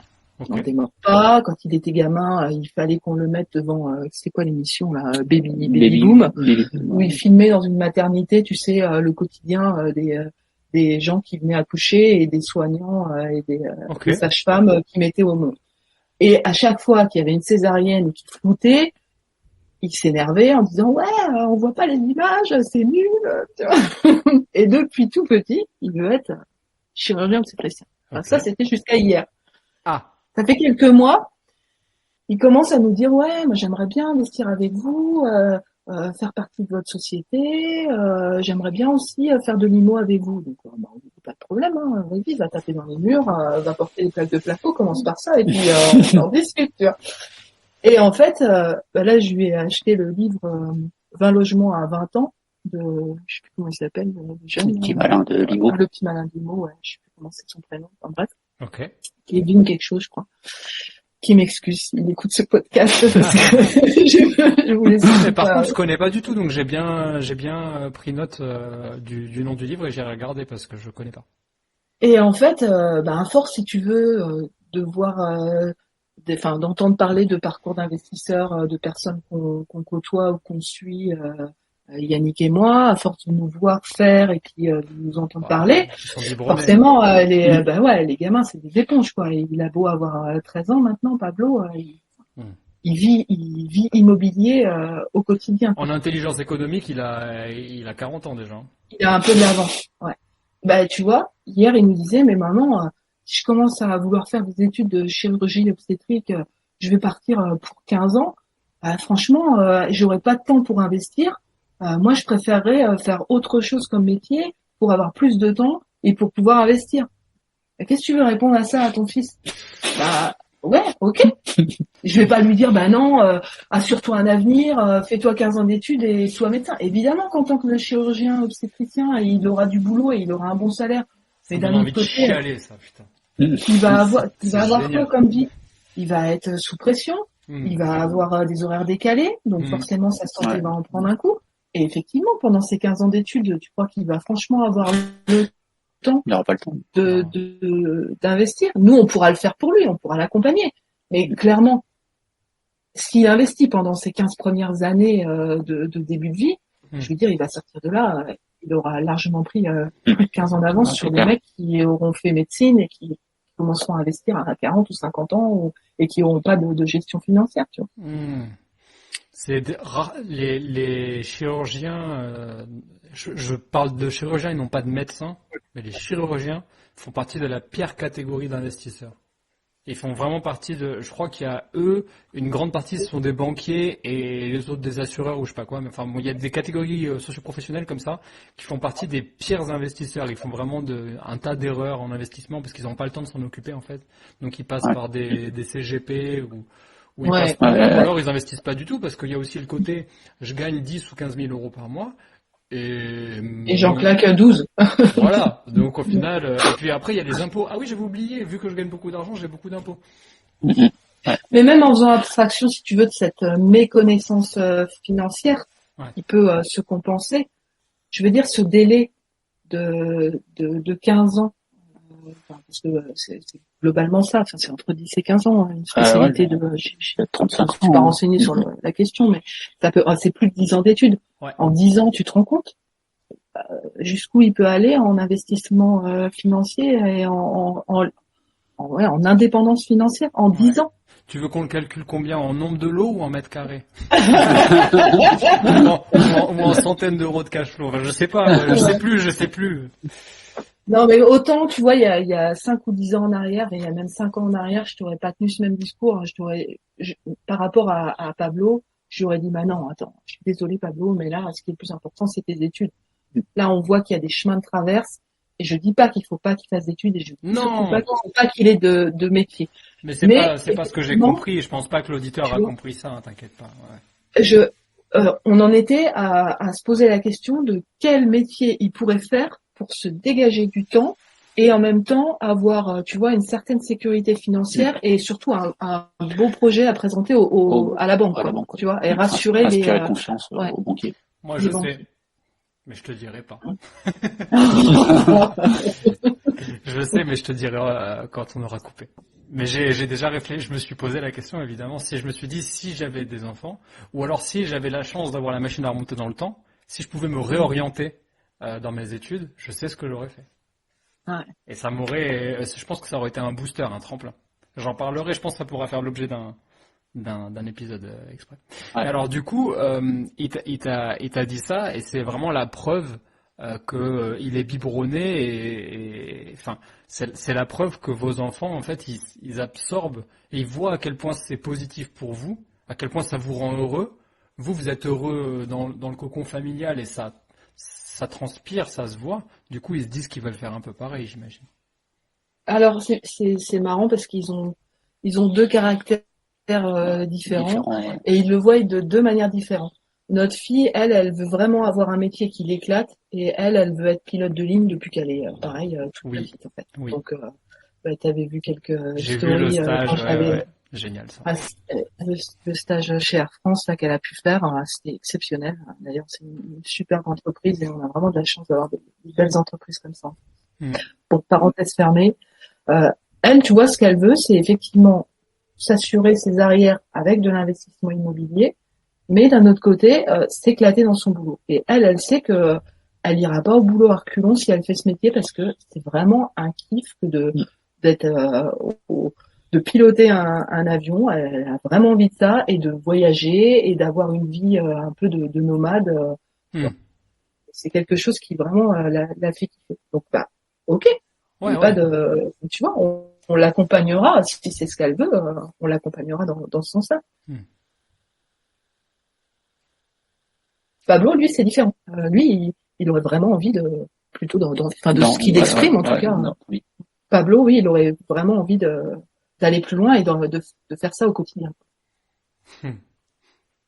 Ça me donne des idées de sujets, ce que tu racontes en même temps, Stéphanie. Alors, du coup, est-ce que vous voulez me parler un petit peu du refuge de la Salée? Le refuge de la Salée, c'est le nom qu'on a donné à notre compte Instagram parce que c'est le tout premier bien qu'on a rénové. Oui. Et c'est le vraiment premier bien après le décret. Après notre maison. C'est la suite. La maison, si tu veux, on la compte pas parce que c'est notre RP. Mais en tant qu'investisseur, on considère que c'est le point de départ, en fait, le refuge de la Salée. C'est ça. Ça a été une maison qu'on a pris brute, qui faisait à peu près 200 mètres carrés très brut. de surface. Très brut. Ouais. Il restait les 4 murs, et puis les 4 murs. Et puis les 4 murs. Ouais. On a refait faire la toiture, on a tout refait à l'intérieur après. Donc c'était une grande maison qui faisait combien? À peu près 200 mètres carrés. 200 mètres carrés, on a fait une division dans cette maison. Oui. On a fait un appartement longue durée à l'étage. Donc il fait à peu près 120 mètres, 120 mètres carrés. Ah oui, quand même. Et puis on a fait un autre appartement au rez-de-chaussée. Donc dans cet appartement, il y a une grande cave voûtée. Yes. Qui servait en fait de stockage de sel à une certaine époque, puisque cet immeuble se situe dans la plus vieille rue d'un village médiéval. Ok. Et à l'époque, il y avait l'impôt sur la gabelle et il stockait le sel dans cette fameuse cave. Entre autres. Enfin, dans la rue, il y a plein de caves et c'est pour ça qu'elle s'appelle la rue de la Salée. Ouais. Et donc on a fait un logement un petit peu atypique et donc on loue en Airbnb dans cet immeuble-là. Magnifique. D'ailleurs, j'invite tous les auditeurs à aller regarder le refuge de la Salée sur Instagram pour voir vos belles photos. Alors, c'est vraiment c'est un bel endroit. Hein. Franchement, ça claque. C'est cette cave surtout qui fait tout le charme de cet appartement. C'est vrai que quand on l'a acheté, c'était de la terre battue, il y avait des toiles d'araignée, c'était des cuves à fioul. Des cuves à fioul, c'était vraiment. Fallait vraiment se projeter pour. Donc là, d'un point de vue du coup rentabilité, en fait, vous avez stabilisé le projet avec l'appartement en longue durée, si je comprends bien. Exactement. Et après, tout le reste, c'est du bonus. C'est du plus. Ouais. C'est notre stratégie. En fait, on s'est rendu compte que on avait, en tout cas pour ma part, j'ai un besoin de sécurité qui est très très grand. Oui. Et le fait de combiner comme ça plusieurs possibilités locatives, ça assure, ça me rassure, tu vois, au quotidien, parce que si on a à un moment donné qui est défaillant, il y a l'autre qui prend le relais, et dans tous les cas, c'est une bonne stratégie, je trouve. Hein. Moi, j'aime bien. Enfin, je le fais sur un de mes immeubles où j'ai mélangé les modes d'exploitation. Et la petite cerise sur le gâteau, c'est le Airbnb au rez-de-chaussée, effectivement. Ouais, et donc du coup, ça, c'est vous en êtes content du taux de remplissage, etc. Par rapport au dernier bien qu'on a sorti en LCD, c'est un peu moins important, mais en fait là, on avait surtout peur de la saison hivernale et en fait, ça a été, ça a tourné tout le temps, quoi. La rentabilité, de toute façon, elle est bonne. Hein. Ouais, on en a. Tu l'as dit tout à l'heure très rapidement, très succinctement. Vous êtes dans la Vienne, hein. Vous êtes du côté du. Oui, on est à côté de Poitiers. C'est ça. Et donc du coup, je sais moi j'ai une question qui revient souvent dans les DM sur Insta et aussi sur Telegram, c'est les gens me donnent un nom de ville ou ou un département et me disent qu'est-ce que t'en penses, est-ce que c'est propice à la LCD? Et on en avait parlé, je m'en souviens quand on s'était vu à Rennes, où je vous avais dit mais en fait la LCD il y a zéro limite, je pense d'un point de vue géographique, ça va peut-être dépendre de où dans la ville, mais la LCD ça marche partout en fait. En fait oui, ça fonctionne partout. Après la rentabilité, nous clairement au départ on cherchait, tu vois, à faire de la colocation plutôt sur Poitiers. Enfin on a en ligne de mire d'être à la ville et sur des secteurs assez dynamiques. Et très très vite on a changé notre fusil d'épaule et on est parti là où personne ne veut aller en fait, hein, sur des très petites villes ou carrément des petits villages Et en fait, il y a des besoins partout. Bah, bien sûr. Partout. À partir du moment où tu as un projet qui est qualitatif et où tu proposes quelque chose personnalisé et puis qui est par rapport à ce qui peut se trouver sur le marché, forcément tu te démarques. Et donc du coup, c'est votre ligne de conduite maintenant, c'est acheter des biens dans lesquels vous divisez, vous mettez une partie en longue durée, une partie en courte durée dans des communes qui sont pas forcément recherchées pour ça, c'est ça la stratégie? Alors, ouais, pour notre deuxième bien, on avait adopté cette stratégie-là, donc on a acheté notre deuxième bien également dans un tout petit village à 30 km de Poitiers à peu près. Oui. Donc on l'a divisé également.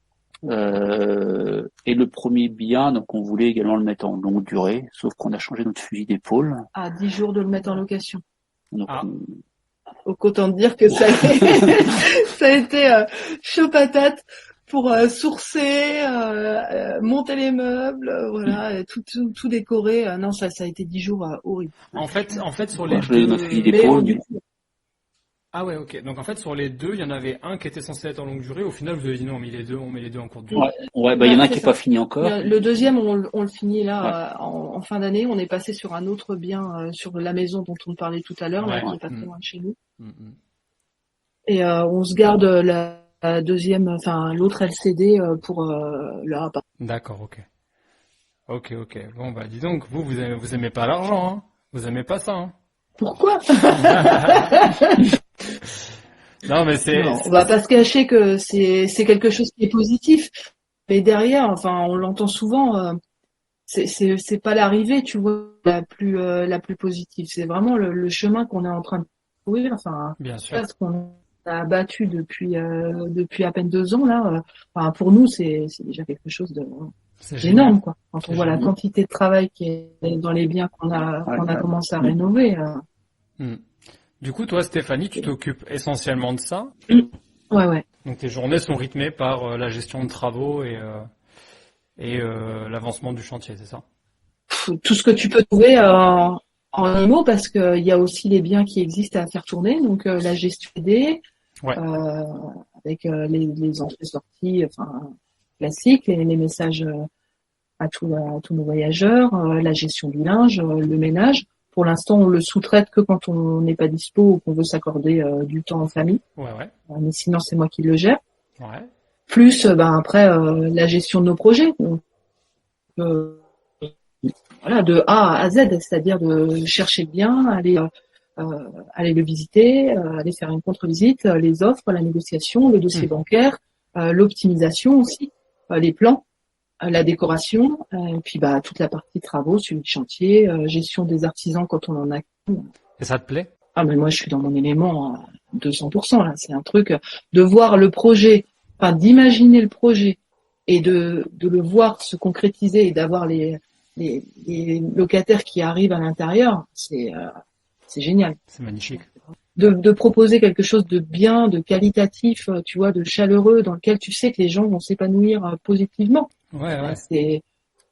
Ça n'a pas de prix. Enfin, pour moi, c'est vraiment quelque chose de hyper positif. C'est génial. Et vous êtes mis une limite ou c'est zéro limite? Tant que vous pouvez financer des projets, vous le faites? Ou est-ce que vous avez aussi une autre perspective stratégique immobilière? Je sais qu'on a parlé d'autres choses ensemble, notamment... les divisions de terrain? Ouais, notamment c'est le sujet sur lequel je bûche beaucoup en ce moment. Non, la division, ça c'est quelque chose qui est plus commun pour moi, dans le sens où comme je faisais des permis d'aménager pour des lotissements ou des projets des déclarations préalables, enfin là je retourne si tu veux à mes éléments quotidiens de quand j'étais maître d'œuvre, tu vois, dans un bureau d'études. Ouais.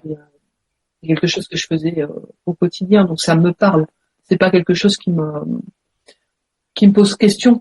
Pour moi, c'est quelque chose de classique à gérer. Donc, ça fait partie aussi de la diversification qu'on se permet et qu'on s'est permis là sur notre dernier investissement où on a détaché 2 parcelles constructibles et où on se laisse la possibilité soit d'en vendre une, soit de éventuellement faire construire 2 ou 3 logements dessus. On n'est pas encore arrêté sur la question. C'est chouette de pouvoir allier plusieurs stratégies en même temps. J'aime beaucoup cette idée, acheter un grand terrain où il y a une maison. Dans la maison, tu peux éventuellement la sortir, tu peux sortir des terrains et en faire autre chose, soit faire une culbute, ou soit construire des projets dessus, ou alors carrément, je veux dire plutôt utiliser la maison le bâtiment existant pour faire une stratégie à cash flow, à haut rendement. Enfin voilà, c'est chouette de pouvoir mélanger tout ça. Comme quoi, il y a plein de choses, qui sont possibles. Et des fois, je suis sûr que vous partez d'une idée première sur un bien, comme tu l'expliquais tout à l'heure avec les deux logements qui sont ensemble. Et puis au final, vous changez d'avis, vous en faites autre chose. Ça fait partie, si tu veux, de ce qu'on a compris qu'on était capable de faire pendant le voyage. Tu vois, l'exemple concret, ça a été, au départ, on partait avec un itinéraire, et puis au final, on s'est retrouvé dans des pays qu'on n'avait même pas prévu d'aller visiter. Et là, en IMO, c'est ça. C'est cette capacité à rebondir et à se laisser la possibilité d'aller vers autre chose suivant les opportunités qui s'amènent à toi, quoi. Très bien. Et donc du coup, là, c'est quoi la maison, la nouvelle maison dont tu nous parlais tout à l'heure? Là, on a envie de savoir maintenant. C'est la maison dans la rue de ta RP, là. Alors celle-là, pour nous, c'est la plus facile.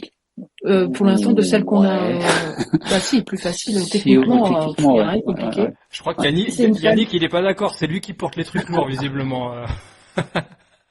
Il y a du boulot quand même.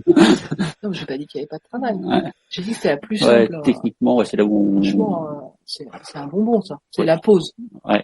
Si tu veux, c'est le chantier pause. Tu vois, par rapport à là où on arrive, des deux maisons qu'on a rénovées, où vraiment c'était un truc qui était claqué au sol et on a bouffé de la poussière et c'était vraiment crade, quoi. On est parti de zéro. Ouais. Là, on a déjà une structure, on a des murs, on a des plafonds. Enfin, tu vois, déjà c'est beaucoup. Il y a la toiture, on refait pas la toiture. Ça, on n'y touche pas. Pour une fois, on n'y touche pas. Donc là, c'est un pavillon des années 70 sur sous-sol. Donc avec le sous-sol qui était complètement vide et exploité uniquement en garage et cave, ou buanderie, stockage, quoi. Ouais. Donc là, on va pouvoir générer des mètres carrés supplémentaires au rez-de-chaussée. Elle est composée actuellement de 2 chambres et une salle de bain, une cuisine et un salon, salle à manger. Et en fait, on va faire 3 chambres, 2 salles de bain, un bureau ou 4e chambre. Et puis après, on garde le garage et on crée aussi une buanderie au rez-de-chaussée, quoi. Mais une buanderie qui soit digne de ce nom, propre, isolée. Ok, donc du coup, le mode d'exploitation, ça sera? Là, par contre, c'est très simple, c'est de la location nue à l'année. Là, on est sur du classique. Ok, d'accord. Qu'est-ce qui a motivé cette diversification de mode d'exploitation? L'envie de se reposer un peu, tu vois, de la LCD, de diversifier un peu plus nos biens en ayant une partie qui soit passive, parce que on veut pas non plus avoir trop de biens en LCD. Ou alors après, il faudra qu'on, de toute façon, on envisage d'évoluer sur notre mode de gestion et qu'on voit ça différemment. Okay. Mais on a envie un peu de diversifier davantage. On aimerait aussi aller vers du meublé à l'année, à longue durée, tu vois, avoir plus de diversification.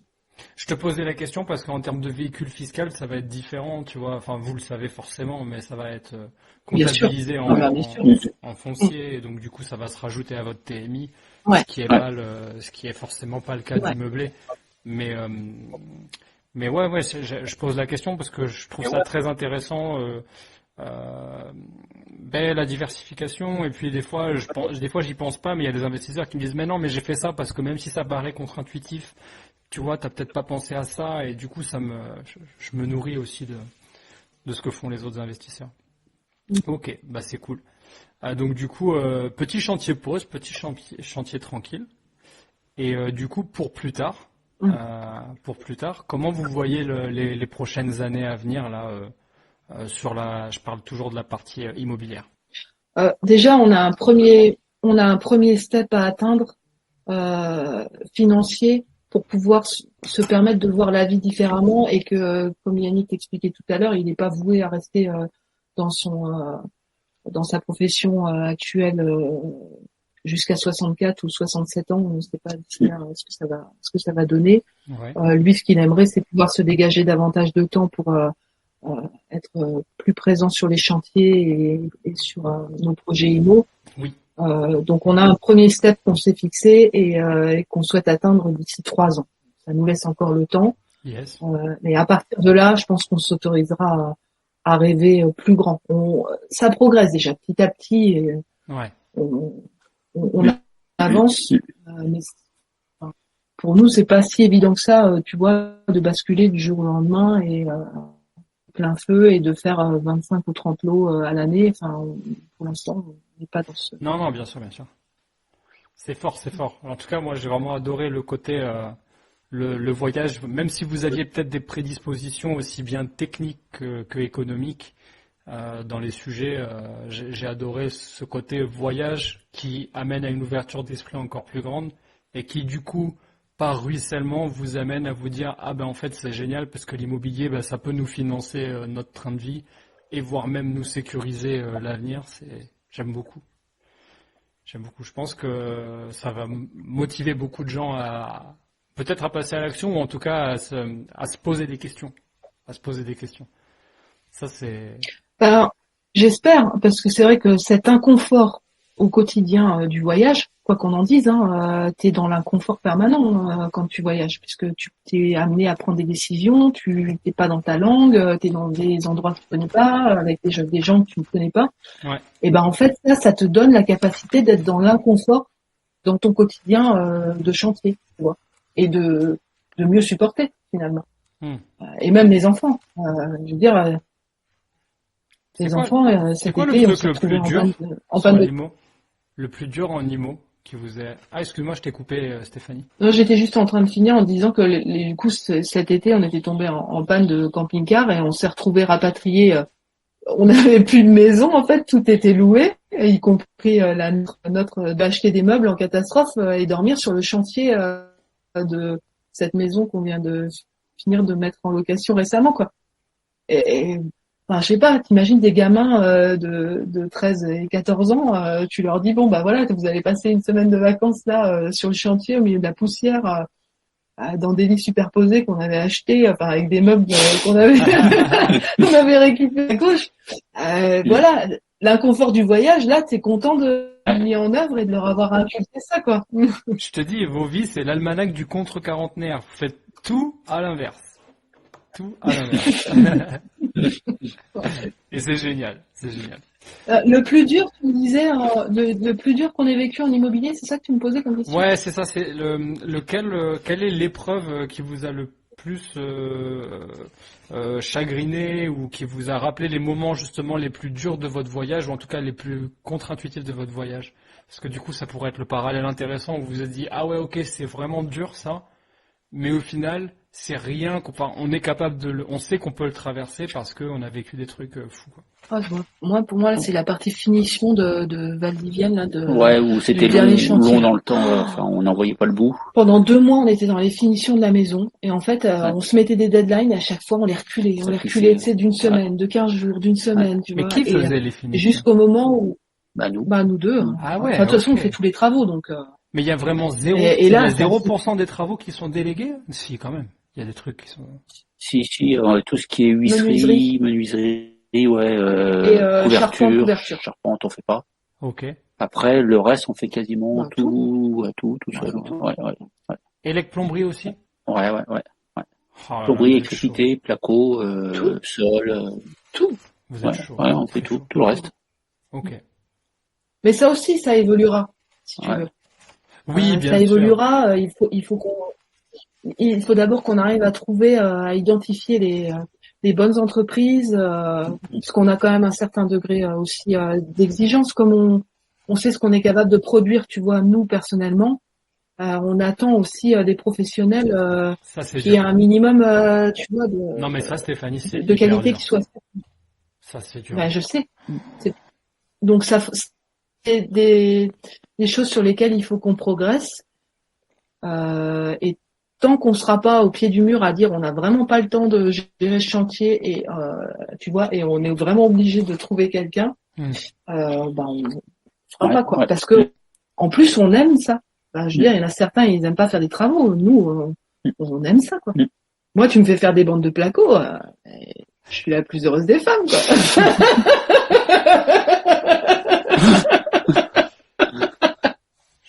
Chérie, t'as entendu?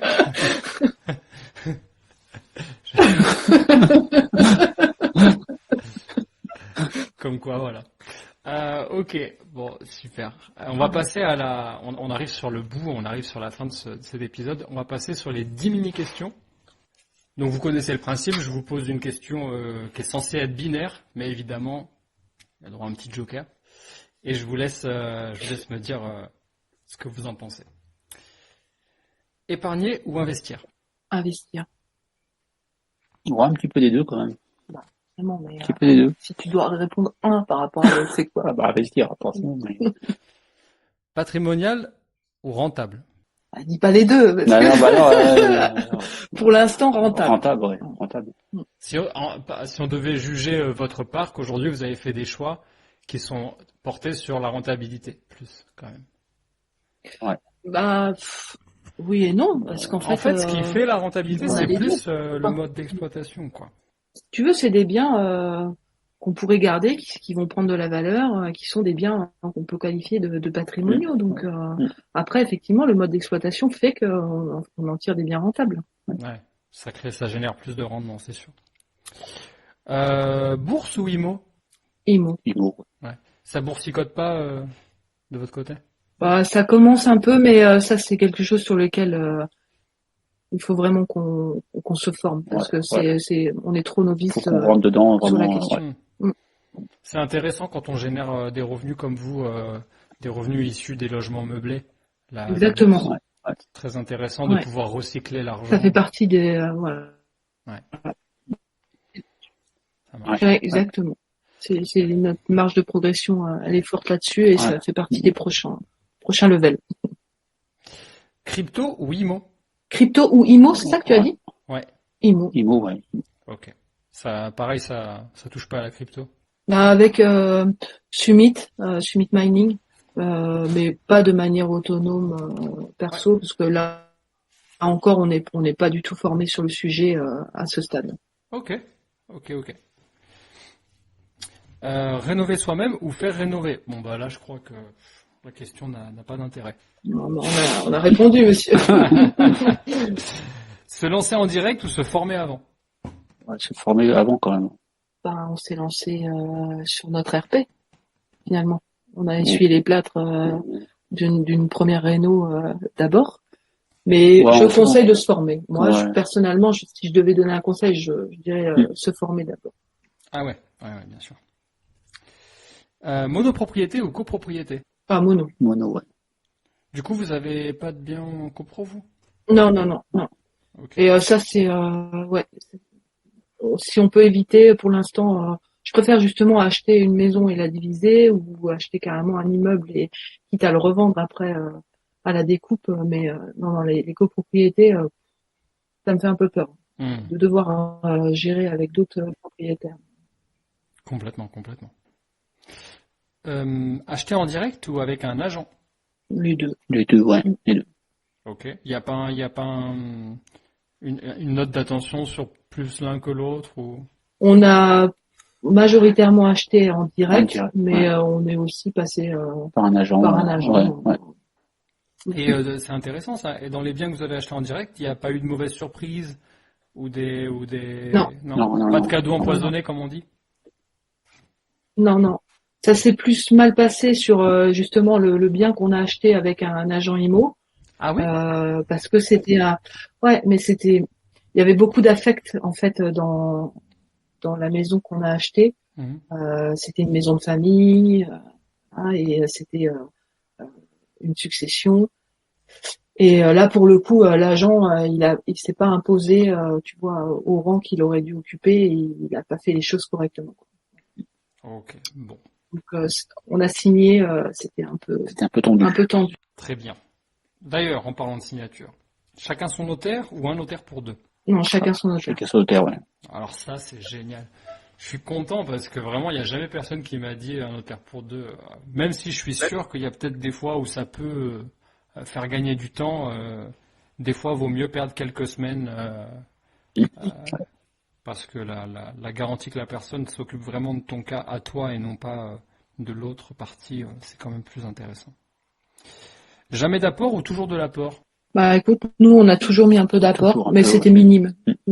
Au moins les frais de notaire. Au moins les frais de notaire? Ouais. Et après le dernier bien, on nous a demandé un peu d'apport pour les travaux. Au final, si ça se passe correctement, on ne devrait pas avoir besoin d'y toucher. Ok. D'ailleurs, je pourrais peut-être ajouter une petite question annexe à ça. Est-ce que les banques qui vous ont suivi vous ont demandé à chaque fois, pour chacun de vos financements, est-ce qu'ils vous ont demandé de rajouter quelque chose, d'ouvrir un plan ou d'ouvrir un truc un peu exotique à côté? Ouais, au début, parce que c'était une nouvelle banque. Nous, on a fait migrer nos comptes à partir du moment où on a commencé à investir. On a changé de banque, justement. Ouais. Et on voulait éviter la diversité parce qu'on cherchait plutôt un partenaire sur le long terme, et c'est toujours le cas d'ailleurs. Mais je pense que pour les prochains biens, on aura quelques biens sur des banques extérieures, histoire de pas non plus mettre tous nos œufs dans le même panier. Donc oui, on a joué le jeu de prendre. Après, on n'a pas tout pris non plus. Non, par contre, non, on n'a pas accepté de tout prendre, mais on a quand même. Parce qu'on l'entend de plus en plus là, avec la vis qui s'est resserrée sur ces 6 derniers mois, sur les conditions bancaires. On entend de plus en plus d'ouverture de comptes vraiment éloignées de ce on n'entendait pas il y a 3-4 ans, quoi. Ouais. Ok, donc vous êtes passé par une banque en direct. Donc la prochaine question, c'était banque en direct ou courtier, mais vous avez tout fait en direct. Non, en direct, et on a même eu d'autres accords par d'autres banques. Ce qui nous a dérangé, c'est que sur d'autres banques, on n'arrivait pas à négocier un différé pour les travaux. Et c'est pour ça qu'on est resté avec notre banque actuelle. Mais sinon, on avait des conditions aussi qui étaient correctes chez d'autres partenaires bancaires. Donc, je pense que les prochains biens, à moins vraiment que cette banque-là nous suive correctement, on essaiera quand même d'aller voir un peu. Et bon, on a terminé avec. Ah non, j'ai oublié. Est-ce que vous avez bullshité lors de cette interview? Jamais. Non, pas du tout. Bon, je suis rassuré. On est resté sur une interview zéro bullshit. Zéro bullshit et même beaucoup d'émotions sur la première partie de l'interview. Enfin, en tout cas, moi, ça m'en a procuré beaucoup. J'espère que toi aussi, cher auditeur, ça t'a plu. Vous, ça vous a plu, les amis? Ouais, carrément. C'était très agréable. Ça vous saoule pas de raconter tout ça? Vous avez dû le raconter des centaines de fois déjà, Non, mais c'est un extrait. Enfin, si tu veux, il s'est passé tellement de choses. T'imagines bien, en 13 mois. On pourrait faire des épisodes de 15 heures. Vous pourriez lancer votre podcast sur le sujet. Ouais. Non, mais tu fais si bien, Mathieu. C'est sympa. Merci Yannick, je prends.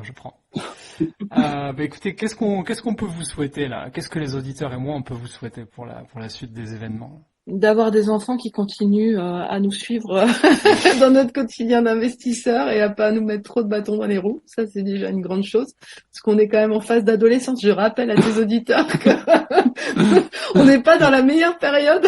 Oui, il faut le rappeler. Il faut rappeler que tout ça s'est fait avec des enfants qui rentrent en période d'adolescence, qui sont en plein dedans. Ouais. Et qu'à côté de ça, il y a eu aussi le boulot.